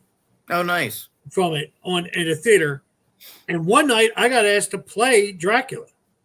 Oh wow! They dyed my hair, they got me in the suit and everything else, and someone turned around, and again I was younger and thinner, but someone said, "You nailed exactly what it was because you didn't need that action." He walked into the room and commanded the presence. Yeah, and that's purely from the fact of just everything was deliberate, everything was measured, and he was just, and it was that spot on. Yes, you can say it's aged, but if you look at it as a performance and isolate him, he did a great job, and I'll still hold him up against it. Yeah, we're spoiled with gore. A lot of people tend to forget that real evil is menace. It's not action. It's very subtle, and Lugosi could be subtle. And there's very little gore in the story. Yeah, it's there's very little gore. Now we're going to see this Demeter. I'm sure it's going to be loaded with gore. Oh, it's going to be crazy. It's rated R. It's going to be off the hook kind of gore going on. But and then they'll have the sequel. Yeah. All right, so that brings us to Eric, your number one favorite vampire movie, Eric. Okay, I already talked about elegance in the last one. We're back to the fun factor now for me. I saw this movie at the perfect time. I saw it in high school. I rented it at the video store with my buddy. We had no idea what the movie was about because you don't really see much with the poster. And if you know nothing about it, you haven't seen any trailers, you don't know what you're getting into. My favorite movie, my favorite vampire movie of all time, I'm representing Tom Savini right now with my shirt, is From Dusk Till Dawn. There it is. And like I said, it's the fun factor. Again, we didn't know it was a vampire movie because the first 45 minutes of this, it's George Clooney and Quentin Tarantino trying to get to Mexico to, hide from the feds. They take Harvey Keitel and his family hostage. And once they get to the bar that's so wonderfully called the Titty Twister, you know what I mean? You could tell it's written by Quentin Tarantino. That, that's when they find out that the strippers and all the clientele are vampires. And that's when everybody has to get together. Such an amazing cast. Oh, yeah. I had no idea. All I knew George Clooney was like the heartthrob from ER or like the dorky guy from Roseanne, you know what I mean? Who's in a handful of episodes. I didn't realize, like, if you give him the right script and let him do his thing, he can be a badass. And he is a bad guy, but you love him. You know what I mean? Quentin Tarantino is just playing himself. Quentin is a little Looney Tunes anyway. But Harvey Keitel is great. Juliette Lewis, who I'm not always a big fan of. Yeah. I think she's spot on in this one. She is great in this one. But then you have the random people like Tom Savini, who's a special effects guy. His boys from K&B did the effects, but he's there as an actor. Yeah. He is so much fun as Sex Machine, and this biker who is taking heads off with a bullwhip, and the dick gun and all that stuff. So much fun. Fred Williamson, for the blaxploitation movies, he's there when Sex Machine is getting threatened, or when the kid's getting threatened, and he's like, "Hey, Monkey Man, why don't you take a run at me?" And he punches through the vampire's chest, and he pulls out his still beating heart, and he looks at it, and he doesn't know what to do. Tom Savini just walks up, stabs it with a pencil, slaps Fred Williamson on the arm, like, "Okay, let's go." And then he tosses the heart. It's so creative. By the end of the film, when they're filling up condoms with holy water because Harvey Keitel is a priest, they're cutting crosses into the bullets Yeah, you know what I mean. Those water rifles. He's got a water. He's got a super soaker. Super soakers. And that's what. And that's what. Too? That's in what. The very end, when he yells at him, shoot through the door. Yeah, you know, they get the sunlight in. And the sunlight comes in, and the light reflects off of a fucking disco ball of all things, and the light is just destroying every vampire is different looking. You have sexy looking ones. You have ones that kind of look like creatures from Fright Night. You have ones with like mouths in their stomach because why the fuck not? You know what I mean? And just the way they kill them. So Fred Williamson, he flips a table over and he's body slamming stripper vampires on the different leg posts and stuff like that. It's just. I felt bad when him and the disco ball. I felt bad when him and Savini. No, I felt bad when Fred Williamson and Savini got turned into vampires. I was like, no, come on, man. But that's what I love because no one was safe. And it's got little bits of comedy. Sprinkled. I love when Clooney when he walks up to Danny Trejo, he's like, slave. No thanks, I've already been married. I like when he walks up to Danny Trejo, you serve food in this place? Best in Mexico. I highly doubt that. It's stuff like that. Yeah. And then of course, like I said, I saw it in high school, perfect time. This was my introduction to Salma Hayek. Yeah. And yeah.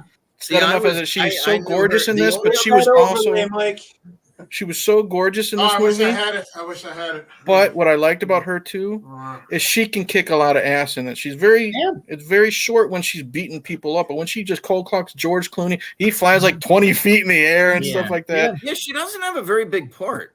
No. He's only in it for a little bit, I think. No, but you remember that part. That's This was one of the movies I didn't put on my list on purpose because I figured somebody might be picking it. Yeah. But I really regretted it because I really this was a fun flick.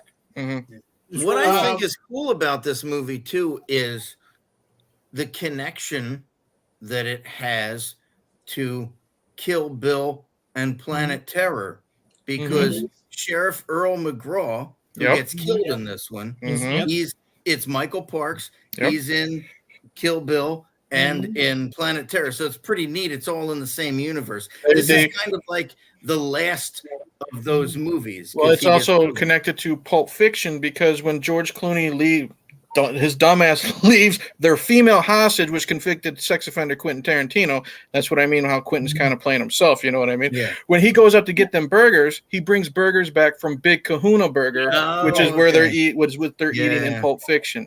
So his little shared universe, him and Robert Rodriguez, it's a lot of fun. That's cool. Yeah.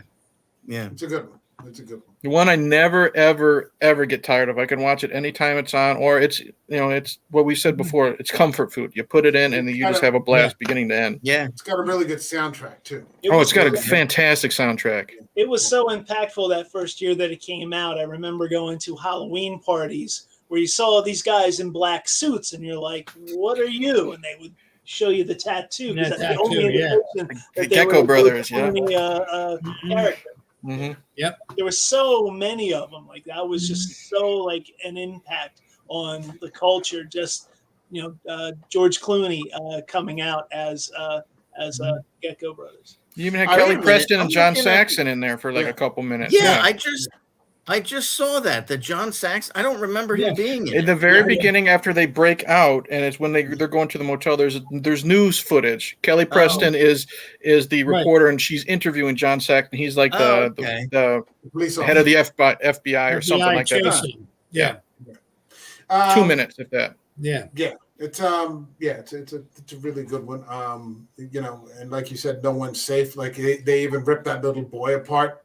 Oh, they're ripping him apart, and then that's tough because Juliette Lewis has to kill her own brother, and he doesn't just die; he fucking explodes. It's rough. It's rough. They're like the spooner. That brings us to Bill, your number one favorite vampire movie. All right. My number one favorite, because the number one vampire is Christopher Lee in all the Hammer House of Horrors. Yeah. There is no vampire better. Yes, Bela Lugosi set the tone, but after that, Christopher Lee destroyed it for everyone else. No one can live up to him. I know that Mike picked the first one, Horror of Dracula, and that's a fantastic movie. But my favorite out of the whole series is the fourth one in the series, the third one to feature Christopher Lee. It's called Dracula is Risen from the Grave. And I love this one so much, not so much because of Christopher Lee's badassery, although he's great in this. You get all the typical stuff. You get the big-tittied women who get turned into vampires. The thematic stuff in this movie is so well done for a movie that's a B movie that it's easy to miss this stuff. But the basic plot is Dracula has been dispatched. He's dead. He's gone. And the town near his castle is still deathly scared of Dracula, so much so that they won't go into the church because the shadow cast by the castle touches the church. So there's a pall of evil all over the town. The Monsignor, the local church official, shows up, and they're going to be like, all right, we're going to exorcise whatever demons are left. They go up to the castle. They exorcise the castle. They put this giant silver big-ass cross across the door. But throughout this, you've got the town priest. He loses his faith, and he becomes an alcoholic because he's so scared of Dracula. And you've got the main character is the Monsignor's niece, and that's like the main target that Dracula's after because of the Monsignor put this curse or this exorcism on the castle. And her boyfriend is this guy Paul, who works in a bakery. He's going to university. He's an atheist. So you've got a guy who's lost faith. You've got a guy who never had any faith, and you've got a whole town that's so scared and superstitious that they won't go to mass. And then you start having the killings. It's a great opening killing of this woman just stuffed in the church bell, and the kid goes to pull the bell, and it's all covered in blood. Fantastic. And of course, there's ultimately a battle between the Monsignor and Dracula and all that. And at the end, Dracula's cast off of the parapet of his castle. He falls and he gets right through the heart with the giant cross that was thrown down off of the and he's sitting there dying, impaled, Vlad the Impaler thing on this cross. And at the end, you see the atheist and the priest are both crossing themselves because in battling evil, they found their faith again. It's a fantastic movie. It's well done. It's well shot. There's interesting use of color and filter in this. It's got everything you need. It's got the driverless carriage, the black funeral carriage. You've got all the good stuff. It's a fantastic movie in the series. I think it's the last one that was really done seriously because the quality starts to go down. After that. So this one came out in 1968. Perfect time. The themes match the times in Europe. It's just a fantastic movie. Which was the one where Christopher Lee had no lines? 1970 something AD. No. There was Prince of Darkness. He had no lines. Yeah, that's the one. Scars of Dracula. He had no lines. This is one of the one. This is the one that happens, I think, after Prince of. Maybe it's not after Prince. After of Darkness. Prince of Darkness. Okay. Before Scars. Scars is great because of the opening. The bat vomits the blood onto the dust of Dracula, and he reconstitutes. It's the best scene in that movie, but the movie ultimately isn't great. No, and then there's Taste the Blood of Dracula, which is the one that comes after this, and it's just fucking awful. Yeah. But this is interesting because Christopher Lee. It's like the third or fourth in the series, but Christopher Lee has lines. Yeah. Yeah. There are other movies before that where he had no lines, but he says something. And like, I remember I hadn't seen it for a while. The first time he spoke, I'm like, holy shit, he's actually, talking. Who did this? He's like, I guess that was it like a case where the script was so bad he just didn't want to say the lines? Yeah. He didn't need to. He was just so menacing. He was definitely feeling like the best quality of the film were going down. But I think this one interested him enough to want to put some effort into it. Oh, okay. Yeah. Mike always brings up, how, the age difference between me and the rest of the group. So I'm slowly catching up on like the classics and stuff. And my Hammer like filmography is very, very limited. Like I've only seen their Phantom of the Opera, which I really enjoyed. That's a good one. And Curse of the Werewolf, which was fucking great. Yes. So one day, and I think I might have told Mike this one time. Scream Factory was having like a sale on all of their Blu-rays, and I bought Dracula, Prince of Darkness. I have Scars of Dracula. I have one of the Frankenstein ones, and I think one is called the Vampire Brides or something like that. I think it's Brides of Dracula.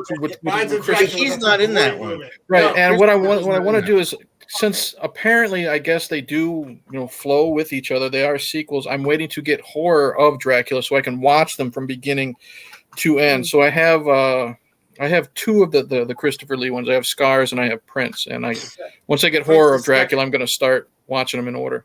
Get Risen from the Grave. I mean, it goes along with the religious themes that they named it that. Like who rose from the grave? Right. Jesus and Dracula. Right. and Dracula. Yeah. This is high level. Dylan Lugosi did play Jesus in Hungary. He played. Yeah, Jesus. he did. Yeah, he did. Yeah. Another guy who rose from the dead. So there you go. Yeah, there you go. Podcasting. All right, that's my number one vampire movie. There's many of them that I didn't put on my list that would either be in my top 10 or just too iconic to rate. But there you go. Mm-hmm. All right, John has his space for rent. His list has expired, I'm afraid. That brings us to Julia. We're getting ready to wrap it up here. Two more movies to go. Your number one movie, and I love this movie, but I'll explain when you get into it. Okay. The movie is called On the Third Day. It's from Argentina. I'm very keen on movies from South America, by the way. They have a style and an intensity of their own, which is, well, I love it to bits. But when I got this movie, I wasn't aware that it was a vampire movie. Yeah. Because we've got the monster on the cover, but he could be a zombie, he could be an alien, he could be a demon, he could be a necromancer, and vampire is just one of the possibilities. So it actually unfolded in such a way that I was absolutely delighted. Oh my God, this is a vampire movie. Because it doesn't do it in the usual obvious way. You've got some mystery going on. Yes, this woman who wakes had with amnesia, and her son's disappeared, and a doctor helps her to try and find the son. She's got a deranged ex-husband who may actually be murderous, and the priest figure is just one of the nastiest people you will ever meet in movies. It's hard to believe that he's supposed to be, well, he's in the heroic role, but he's not a hero. And but basically, we don't see the vampire till towards the end. He's horrifying. Yeah. He's ugly. He is grotesque. And he's oddly sympathetic. Because in some ways, I don't want to spoil the plot, so I'll say nothing more. But I don't know the name of the actor. I've been looking. I cannot find the name of the actor because there's no role saying vampire played by. So I don't know who the actor is. It's harsh, but there's a little watch to the very, very end, because it's a little sequence after the end of the credits, which had me crying with joy. So, I'll leave it there and let Mike take it. Perfect. The issue that I had with this film isn't the fault of the film. It's that I saw it with English dubbing. Yes, and I need to see this in the original Spanish.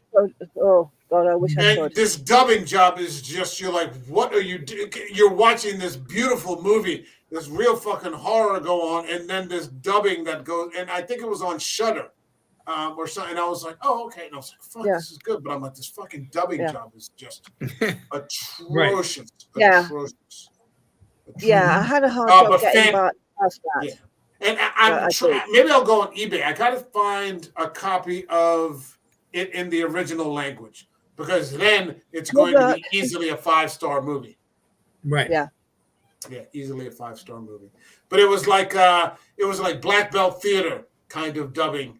It's like you're like, oh, this is not good. And then the few copies of physical media that I saw, all were English track. And I'm like, no, we need to, because Julia's right. South America is making some fantastic horror. If you don't know, you guys probably have no idea how many La Lorna movies are out there, and they're fucking great. They're great. Like there's this one where she comes after like this Pinochet kind of guy. There's another one where she comes after this guy who's just like a drunk and like he murders his wife. He finally just beats her to death. There are so many good horror films coming out of Latin America. Definitely need to check in on them whenever you get a chance to. Cool. All right, that brings me to me and the final movie of this list. I can't believe we have wrapped this up in relatively short time, and I think to some extent the overlap kind of helped almost to shorten the thing, because I remember when we did the top 10 horror movies, they were like 2-3 hour sessions. Oh yeah. And so we only did so this is okay. It's for us, this is good brevity. All right, so that brings me to me. My number one movie is probably the most complicated vampire movie I've ever seen in my life. We covered it here on the show, and I don't know that there's a better story out there. And I always say, give me a story. Okay. I went with Let the Right One In. Yep. There you go. It's just beautiful. Yep. The original, right? Yeah, the original. I haven't watched the Let Me In thing. I don't really have any desire to. That's the one I've seen, and I liked it for what it was, but I want to see the original. Yeah, if you get a chance, it is the movie to watch. The story of a 200-year-old vampire trapped in the body of a 12-year-old gelded boy. Jeez. Who has a very he looks very feminine. So his next door neighbor, who's this bullied child, becomes friends with this vampire, thinking that it's a girl. He sort of falls in love with her. And it's just this remarkable story. And it's kind of cute. And then all of a sudden, like she's got this old familiar who's like an old pervert who kind of worships her. Yeah. It's a Swedish film. Right. And then all of a sudden, out of nowhere, I think Bill brought this up, out of nowhere, she just jumps off that fucking bridge onto that homeless guy and just fucking eats him. And you're like, whoa, this fucking flipped all of a sudden. Yep. And it's just this savage fucking tale, man. I mean, it's complicated. It's weird. You every once in a while you see like how old she really is. Right. And like I own the book, and the book is like 10 times better. I think I loaned it to Bill. Yeah. Still on my file. It's that's okay. I didn't read the 3 that you loaned me. So we're good. And it's magnificent. I've never seen a better story in a vampire movie than this. And of all the things that you would think would constitute a story, about, because this could be that stupid My Little Vampire, kind of thing, and it's not. And it's not. That scene at the end in the pool, with the bullies, is just one of the most amazing fucking scenes I've ever fucking. And it's just.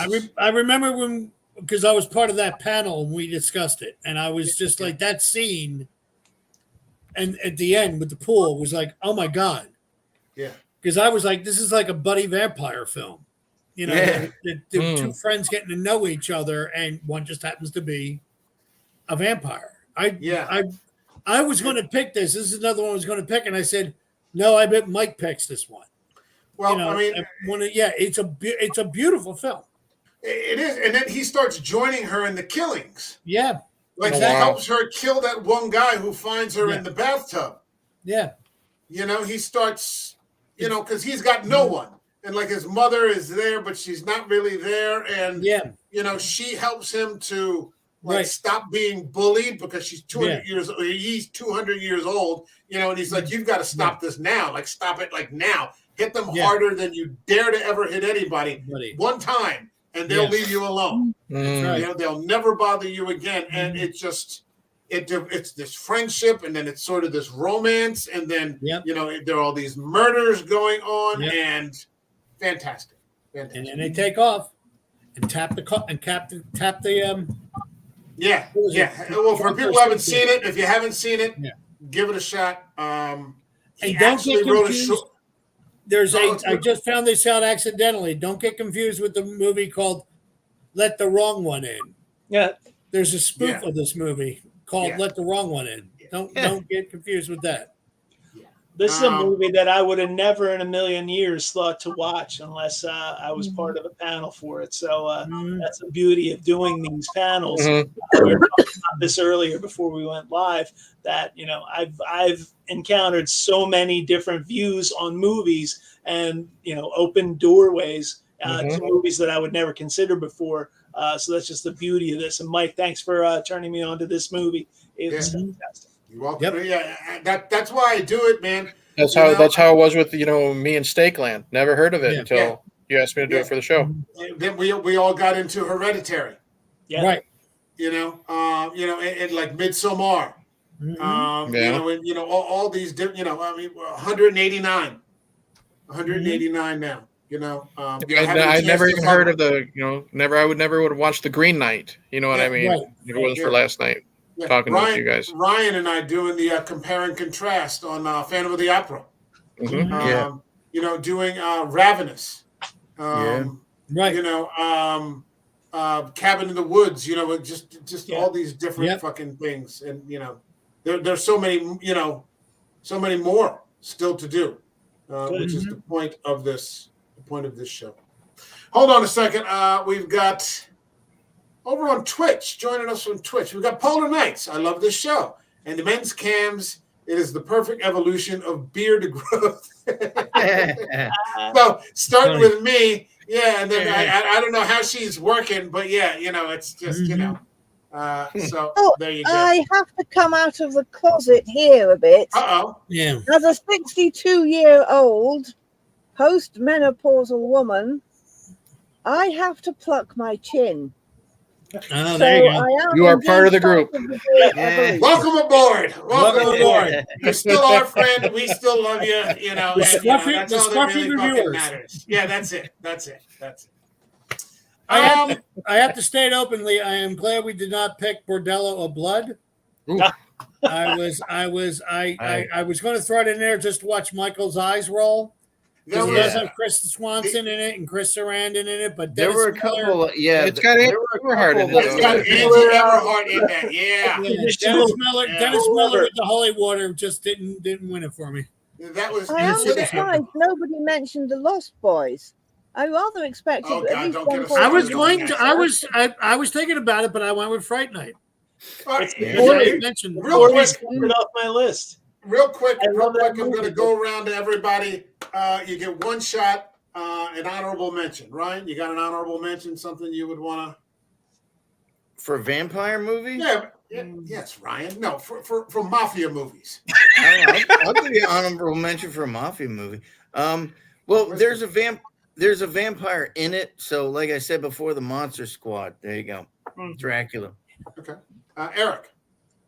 30 Days a Night. 30 Days of Night. Okay. Bill, honorable mention. I already mentioned The Hunger, so I'll say Abbott and Costello Meet Frankenstein. Okay. All right. John? Actually, it's a vampire mafia movie, Innocent Blood.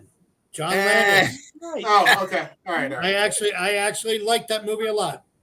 Julia Gulia, what do you got for us? I will mention The Lost Boys as my honorable mention. I love the music. I don't like bits of it. I didn't like very much, but Kiefer Sutherland, what can I say? He stole my heart, and he made wearing two coats look cool. So, yes, he did. And Edward Herman, who played the Surprise Vampire, I loved him to bits. I did. I thought he was wonderful.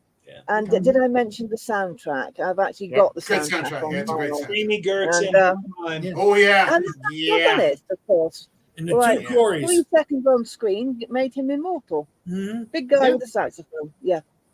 I really did. Right. I purposely stayed away from that because I used it in another list before. But I'm glad somebody else mentioned it. You know. I'm going to stretch the parameters a little bit, and I'm going to go with Mike Flanagan's Midnight Mass, which is it's a 7-hour vampire movie. Right. It's a 7-hour vampire movie. I'm surprised no one mentioned Salem's Lot with Toby Hooper, Is that the one where he becomes a detective? That is true. Huh? No. Is that the one where he becomes a detective? No, that's the one where a new priest shows up in this dying town and starts performing miracles. And it is just it's one of those. The priest. Yeah. What's it called again? Midnight Man. I think Midnight Mass. Midnight Mass. Midnight Mass. Catholic Mass. Mass. M-A-S-S. And it is just one of the most beautiful stories I've ever seen, and it's also horrific, and sad, and infuriating. It's fucking perfect, if you ask me. It's one of the most favorite things I've done for this channel. Was you and me when we went episode by episode, and I playfully I was calling you a dick in every episode because you were making me wait a week to watch the episode. I couldn't binge watch it, but it's that good. It's that good. Yeah, when you get to the end, and the sheriff and his son end up praying together on the beach watching the sun, it just breaks your fucking heart. Yep. Very sad in a lot of parts. Oh my God, yeah, and that fucking one bitch is just, no offense, Julia, but she's just trying. After all that tough talk, she's trying to survive, and you're just like, fuck you. You know, I hope you. He was a great villain. Yeah, fantastic. Okay, so 2 hours and a half, 30 movies, give or take, including honorable mentions. Let's just cut it off because I know, Julia, it's got to be 3:30 there. That hurts. Yeah, okay. My thanks to the Ryan Daly. Yeah, well, somebody had to say. You need a better chair. To Eric from Internet, Eric here, Count Bilula, John K. Alvarez, the Campy Vampy, and Morgan Scorpion. My thanks to all of you for this very cool show. Absolutely. We will see you all in our respective next videos. Have a good one, everybody. Thanks to everybody in the chat. And we'll be back with more sci-fi fantasy to round out the month. And then I've got a great idea for September. And then I've got a great fucking idea for October for Halloween. Nice. And all right, we'll see you in the next one. Peace. Cheers.